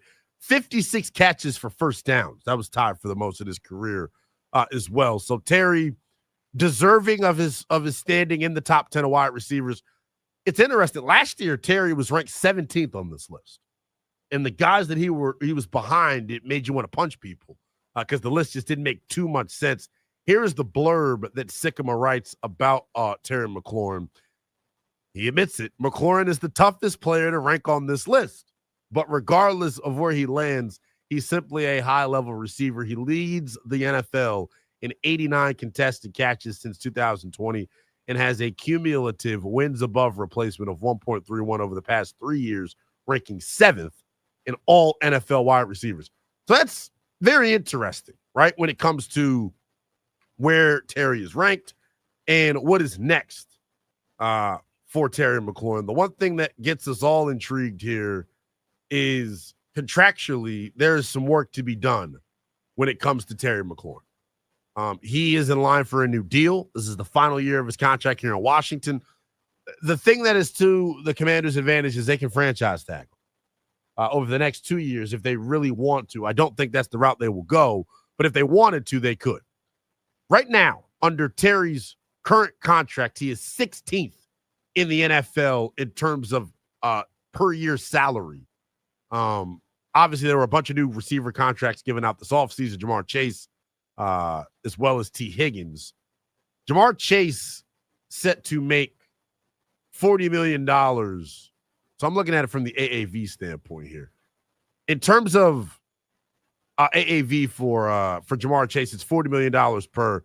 Justin Jefferson is at $35 million for this year.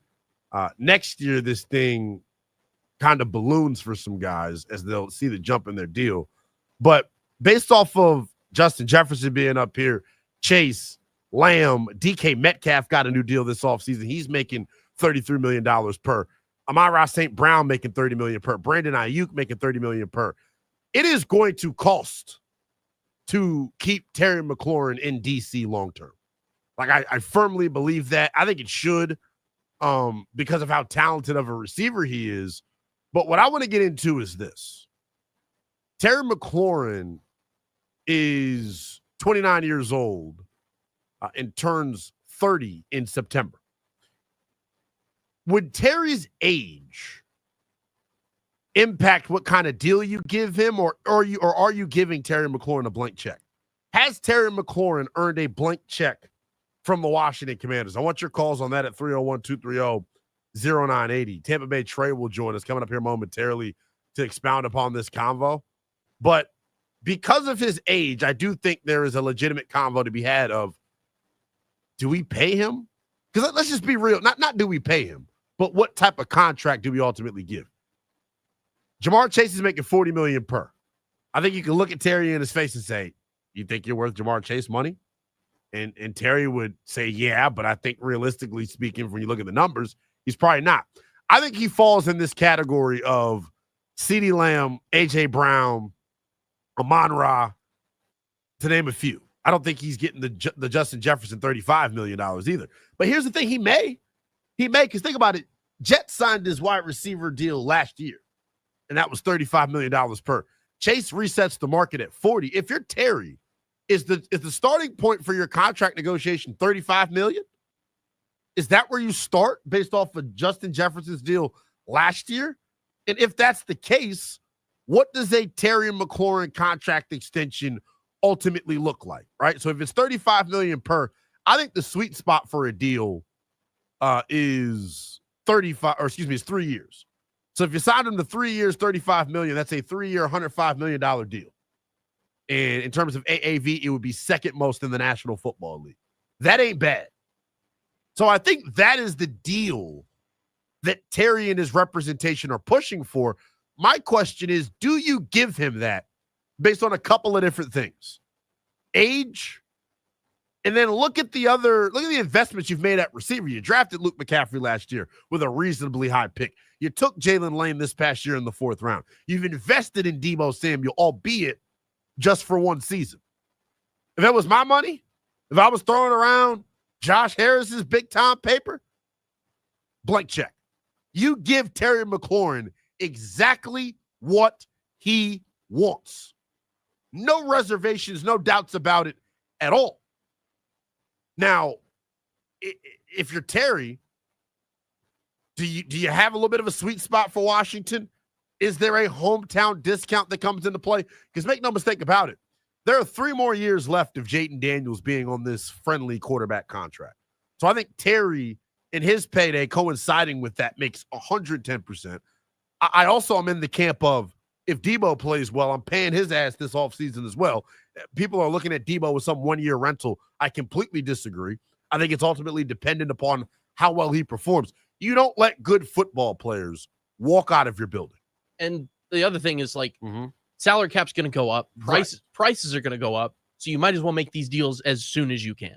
And I think that is the foresight that this organization honestly hasn't moved with over the past 10, 15 years when it comes to contract decisions. 301-230-0980 is the number. Line up on the phones. We'll get to you coming up before we get out of here. But right now, I want to take a time out and go back to the guest hotline for the second time this show. We'll pause, pay some bills. When we come back, Trevor Sikkema of Pro Football Focus joins us next to give us his thoughts on what type of deal could Terry McLaurin be in line for. That is next on the Team 980.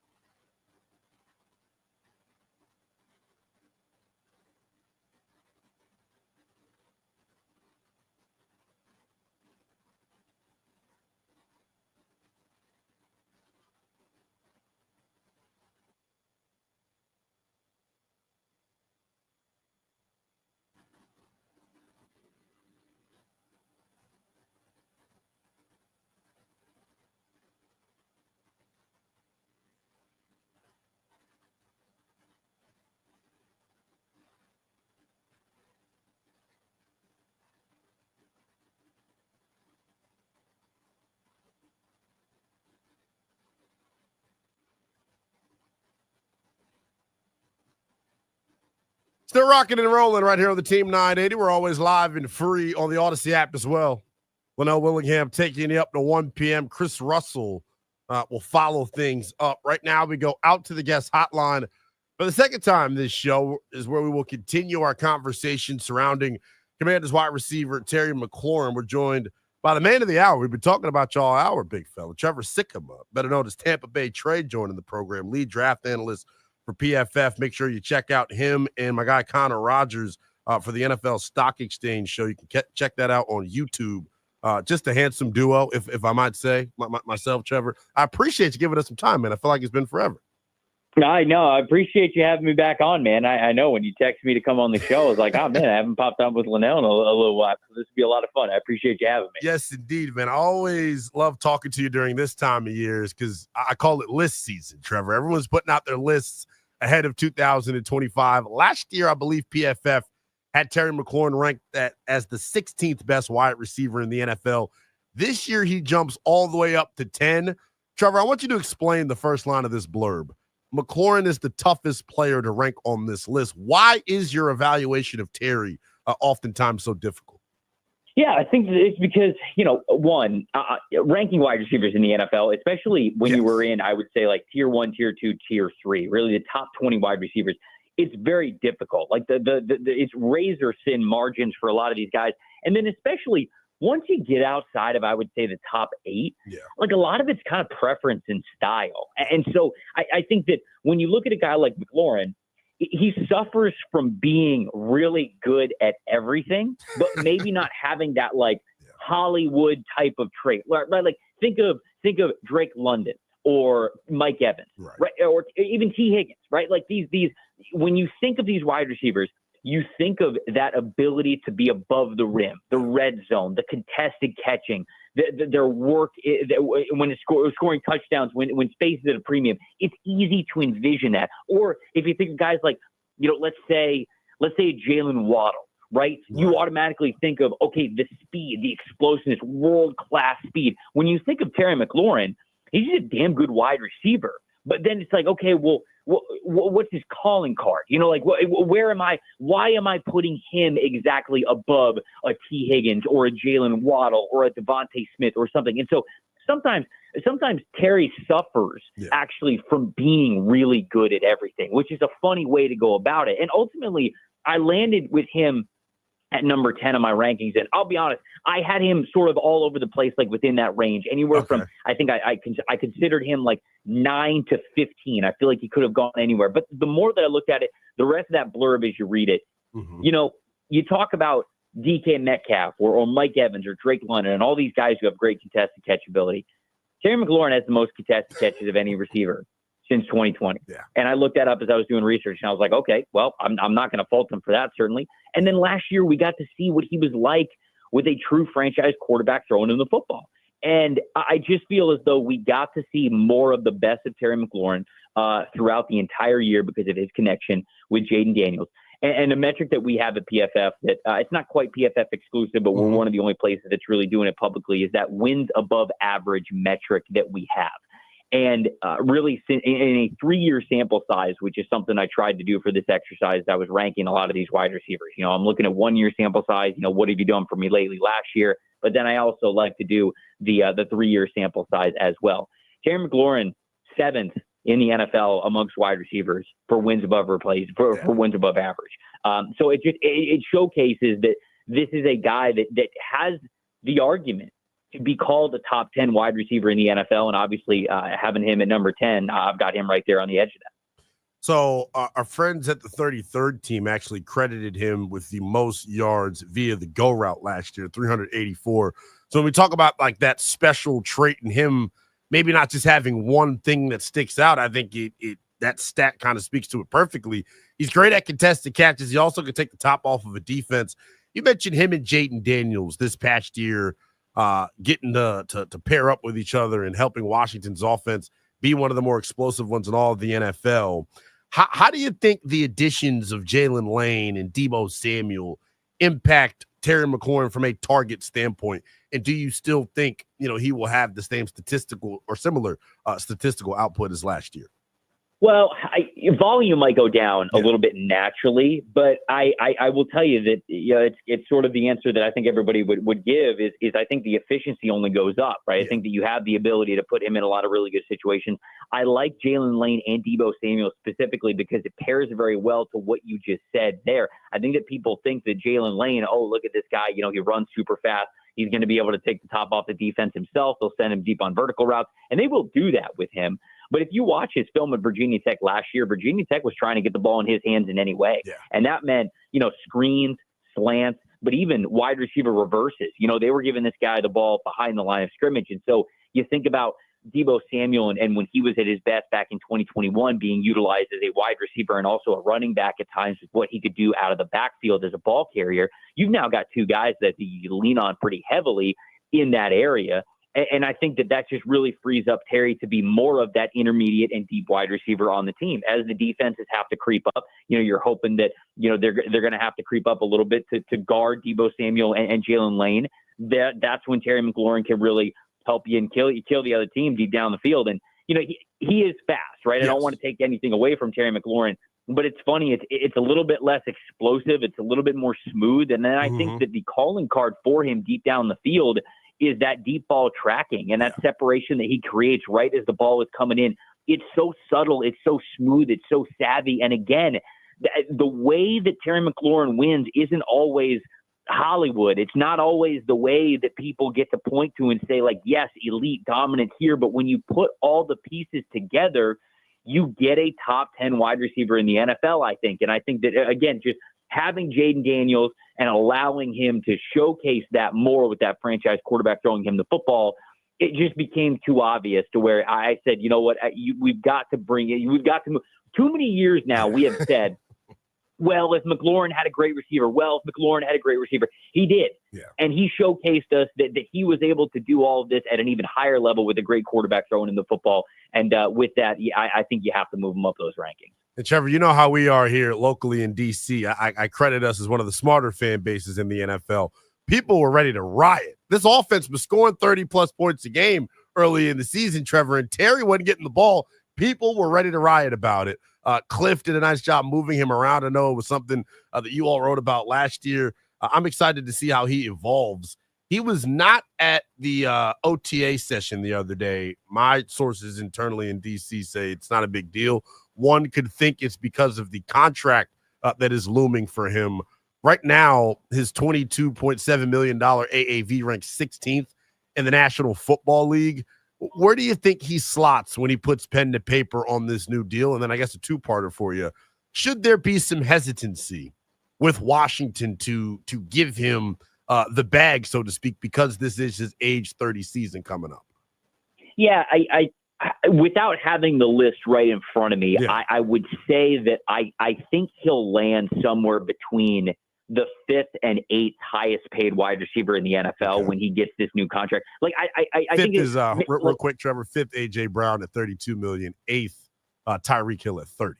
So yes, okay. So I think it will be somewhere like within that range, and I think there's probably, now that you say those names, I think there's and their AAV. I think there's probably a couple of players that really are also within that 30 range who might be like 9th, 10th, 11th. So I think it'll be somewhere within there. But I think they're going to want to do well by McLaurin, who is really, from all accounts, certainly from this side of things, has been a leader for them throughout some years that were disappointing, certainly on the offensive side of the football. And I think that they will want to reward him. It feels like the ownership and just the culture that is the Washington Commanders now are going to want to do that. And so I think that he would land somewhere between that like 5th to 8th highest paid wide receiver in the NFL. And honestly, I wouldn't have hesitancy. And the reason why is because right now you have the most valuable thing in all of sports.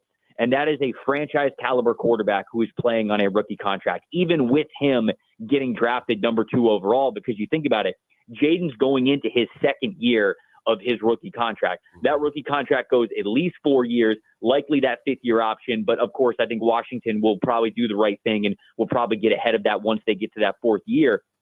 If McLaurin's got, he's got one more year on his deal, I assume, right? Okay. So he's got one more deal, one more year on his current deal. If you sign him to a 3-year extension, right, that's the number. that then lines up the timeline with when you would then have to pay Jaden Daniels. And at that point, Terry McLaurin is, he's going to be 33, 34, whatever it is. And you're probably looking at shifting who your top wide receiver option is there anyway. So I think that all parts of this line up for the fact that Terry's going to get a new deal. It's going to be a 2-3 year extension, something like that. They're going to pay him to get him back into the top 8 of wide receivers paid per year. And I think that it just lines up with exactly where this team is in their winning window, very clearly getting to that NFC Championship game last year. So DK Metcalf slotted to make $33 million annually on the new deal that he signed in Pittsburgh. I would think Terry, same draft class as DK, if I'm not mistaken, will want to pass that number. So I was looking, Trevor, kind of at 3 years, $34 million per. That would make it 3 years, $102 million. So it seems like the guarantees obviously will impact that, but I think we're on the same page here. What do you say to some of the Terry McLaurin detractors, though, Trevor? Because, we follow this thing closely here in D.C. You look at that Atlanta Falcons overtime game where Jaden Daniels strapped the team to his back. Terry McLaurin going up against A.J. Terrell, one of the top corners, 7 targets, just 1 reception. You go back to that first meeting against Philadelphia on Thursday Night Football, going up against Quinyon Mitchell, just 1 catch, 2 targets. What are the limitations of his game, and how much does that factor in when you're determining whether or not to give him the deal or not? Yeah, look, I think it's a situation where you're going to continue to see growth from him. I really do, especially in those single coverage situations. Yeah, and I think that will happen with established quarterback play. To be honest with you, good quarterback play. I think that the single coverage numbers will get better for him even this upcoming season. And look, there are some days. Hey, these great cornerbacks, they get paid a lot of money too. I know obviously. I know you obviously pay your top wide receiver to win those matchups more often than not, but I would argue that I think that Terry McLaurin wins those options more often than not. And the thing is that sometimes guys aren't necessarily these single coverage dominators, and I think sometimes you want them to be, but hey, sometimes the defense just has a really good game plan for you, and I think that that's the whole reason why you trade for a Deebo Samuel, why you go get a Jalen Lane, is because it's not as much we've got to go get somebody to help Terry because he can't dominate himself. No, you want to be able to have a good pass game ecosystem, right? For Jamar Chase exists, but the Bengals still paid T. Higgins, right? A.J. Brown still exists, but you still got Devontae Smith right there. Puka Nacua is phenomenal, but you still went and you signed Devontae Adams. I just think that what I would say to the detractors and people who would bring that up is just wait till this year, man. I think that this year we're going to see a really efficient, really good Terry McLaurin, because Cliff Kingsbury is going to have the opportunity to put him in a lot of really advantageous situations, especially if Deebo looks anything close to that 2021 version of Deebo Samuel, now that he's in a new system, now that he's hopefully healthy and he's not as frustrated like he clearly was last year in San Francisco. And so that's sort of what I would say to him, is that, man, there's a lot of numbers that point to him being arguably a top 10 wide receiver in the NFL. And I think those numbers only get stronger this upcoming season. A couple of more moments with our pal, Trevor Sikkema, the lead draft analyst for PFF, also the co-host of the NFL Stock Exchange podcast with Connor Rogers. You can check that out on YouTube and wherever you download your podcast. I know you've been high on the burgundy and gold this offseason, my friend. I've seen a lot of the work that you've done on Washington, and you liking the additions that they have made. If you're making a short list of Super Bowl contenders, teams that are in that conversation, how firmly entrenched is Washington there? Has to be, right? I mean, you look at what they did last year in their first year of a lot of those guys coming together. Now, I will say this, it gets harder to repeat success the longer you do it.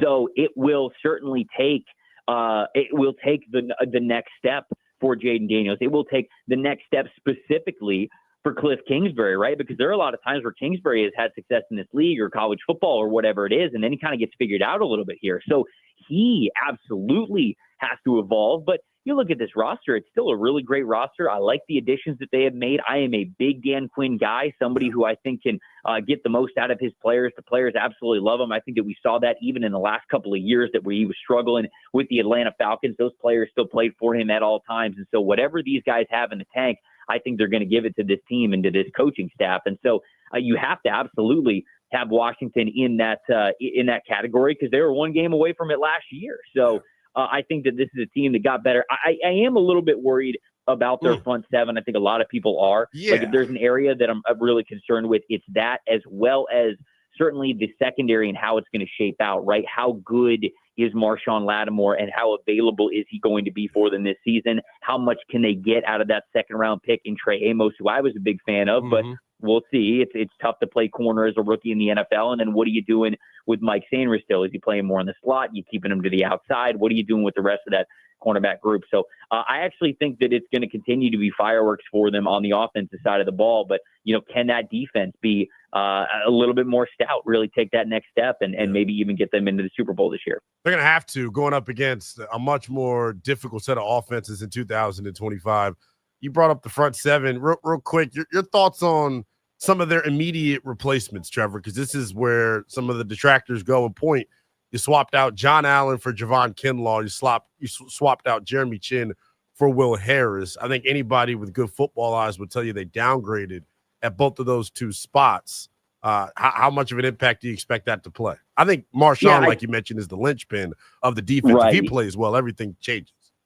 Right. I think that they need a huge year from Johnny Newton, who is somebody that I absolutely loved when he was fully healthy at Illinois, but he's got to take that next step. I mean, Kinlaw really struggled with the 49ers. He struggled with the Jets.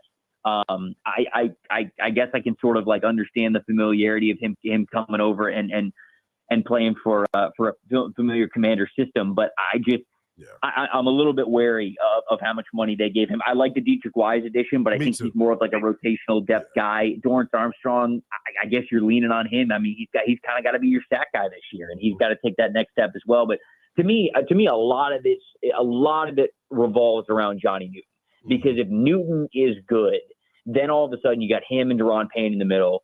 Armstrong is at least solid as one of your edge rushers. Dietrich Wise, I think, could be solid and very versatile for you as well. That, to me, could be a defensive line that is good enough. But if Newton doesn't take that next step, now you start getting a little bit worried, because now you got to put a little bit too much on the plate of guys who you might not be ready for. For sure. Appreciate your time as always, my friend. Keep up the good work. We will talk soon, my man. Thank you. Yeah, thanks, buddy. Anytime. That is Tampa Bay Trey, a.k.a. Trevor Sikkema. Give him a follow on all social media platforms at Tampa Bay Trey. Doesn't get much better than talking to Trevor Sikkema when it comes to the burgundy and gold. He was pretty savage about the defense, don't you think? Not a fan of the Javon Kinlaw signing. Really thinks Johnny Newton's going to have a big year. We got a lot to chew on between now and the start of training camp, but if that conversation didn't do it, we're getting warmed up, man. We're right there, getting close to crossing the finish line when it comes to the NFL season getting kicked off. As I mentioned, next week, the first time that the entire team is going to be made available on the practice field to the media. Can't wait for that to happen. We'll take a quick timeout. When we come back, one final segment before we hand things over to Chris Russell.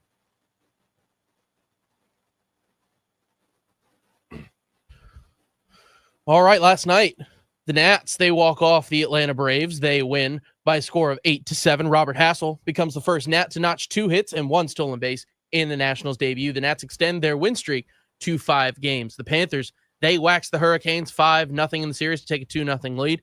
The Thunder, they beat the Timberwolves 118-103. The 2025 MVP, Shai Gilgeous-Alexander, put up 38 points, 3 rebounds, and 8 assists. They jump out to a 2-0 lead in the series as well. Caitlin Clark, her 140-game streak of scoring at least 1 3-pointer has come to a close.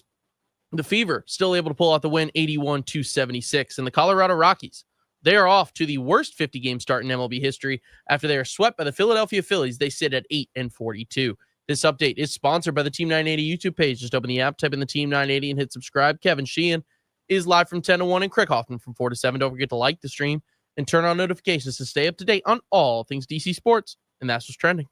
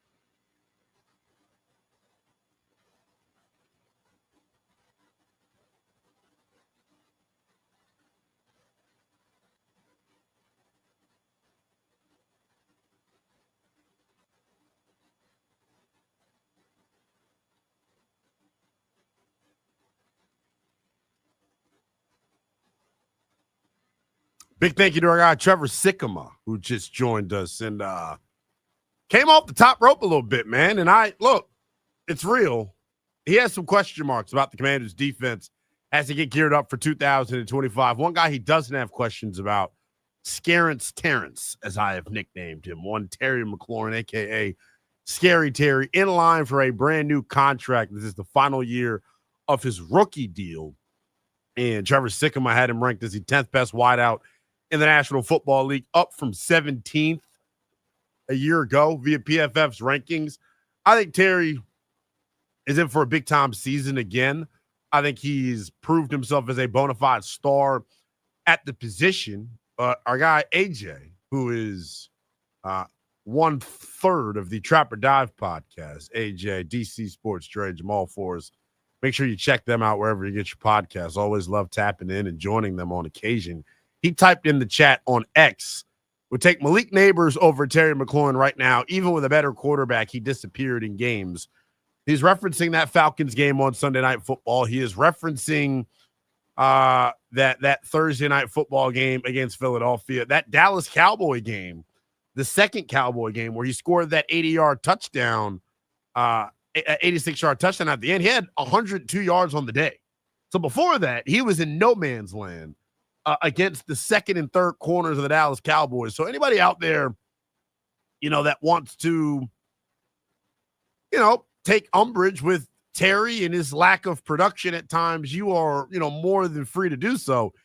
Even in the game against Philadelphia the second time, 5 catches for 60 yards. He had a 32-yard catch for a touchdown, though. So you take out that touchdown reception. He struggled a little bit in that football game. So that's twice against Quinyon Mitchell that Terry McLaurin did not play particularly well. Now, I know how I feel about Terry. I love Terry. Terry got locked up by the Giants twice. Terry did get locked up by the Giants twice as well. So it's tough. It is. So I love him. It's hard. Like, I get what AJ was tweeting at us saying, like, he disappears at times.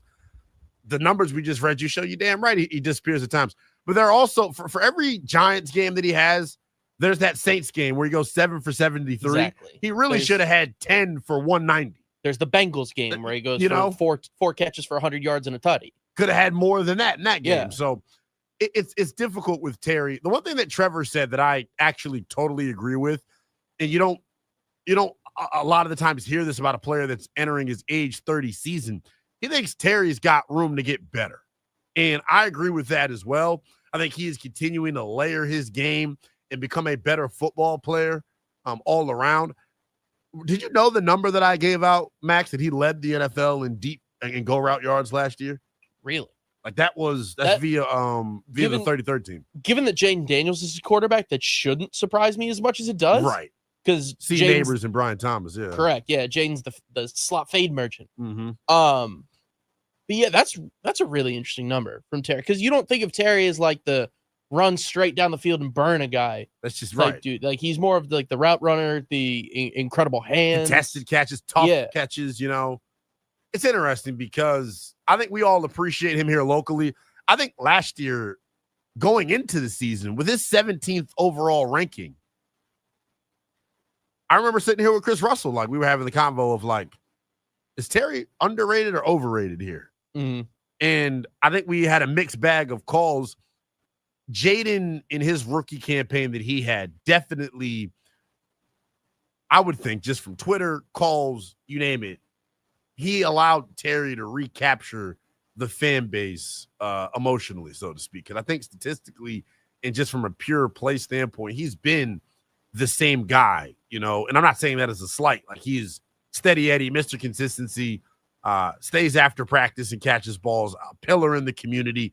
Terry McLaurin is the face of the Washington Commanders still, for my money. Absolutely. I understand Jaden, came out like gangbusters last year, but he is the face of the Washington Commanders, and I don't have any sort of shame in saying that. So, no. 301-230-0980. A couple minutes left. Let's get to Little before we get out of here. Little, what did you think about Terry McLaurin's ranking? And when it comes to the contract, are you willing to make him a top 5 paid wide receiver? Big fella. What's going Shout out on, to Mad Max. Oh, he gonna get his money. Craig gonna get his money. But I keep hearing a lot of people, and yourself, Lynnell, talking about we going backwards on the backside. Man, your boy Jeremy Chin. Let me explain something. I'm gonna get off the line and make it quick. Your boy Jeremy Chin was 4.6 in the 40. You bring in Harris 4.3 in the 40. We bring in Jones another 4.3 in the 40. If anything, we gain a lot of speed, man. And I'm gonna tell you one thing about your boy. I played the Max played safety. I played safety. Okay. I was a box safety. I played strong safety back in the 80s, all the way through Little League, all the way up number 11 Boys Club. I always played safety.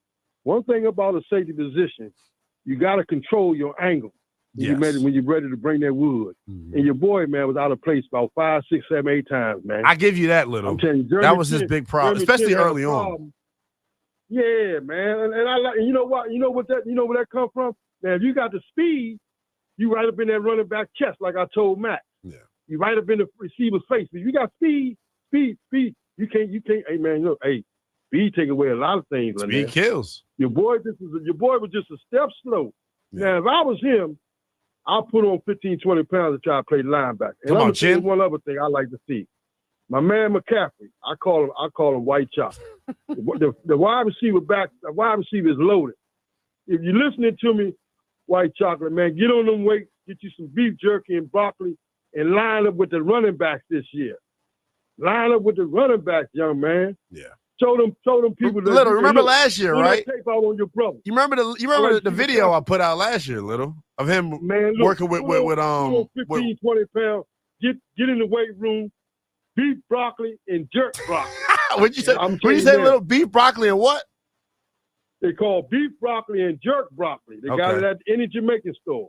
You get the jerk. Get him a beef patty. Get him some plantain. Get him everything. Little beef him up. Hey, look. And guess what? Yeah. Guess what the momentum is? They're in the weight room. Yeah. And that kid, I'm telling you now, I like to see him in the run. And guess what? Get number 33. And let me see what you can do. White chocolate. God bless you. You want to put him? I appreciate you, Little. 301-230-0980. You can download the entire show wherever you get your podcast. YouTube stream up still as well. Real quick before we get out of here, because I just want to be poignant. This show is sponsored by the Team 980 YouTube page. Just open the app, type in Team 980, and hit subscribe. Kevin Sheehan live Monday through Friday from 10 to 1. Craig Hoffman live Monday through Friday from 4 to 7. Don't forget to like the stream, turn on your notifications, and stay up to date on all things DC sports. Memorial Day weekend out there. I know some of you all going to be in your birthday suits. I hope y'all was in the gym. I'll be here Monday at 6 a.m. Bright and early. I'm back with you Monday as well, 2 to 6 on the Fan, and I'm back with you next week as well. So be well. Chris Russell. No, he's not going to be wearing a bathing suit this weekend. He is next.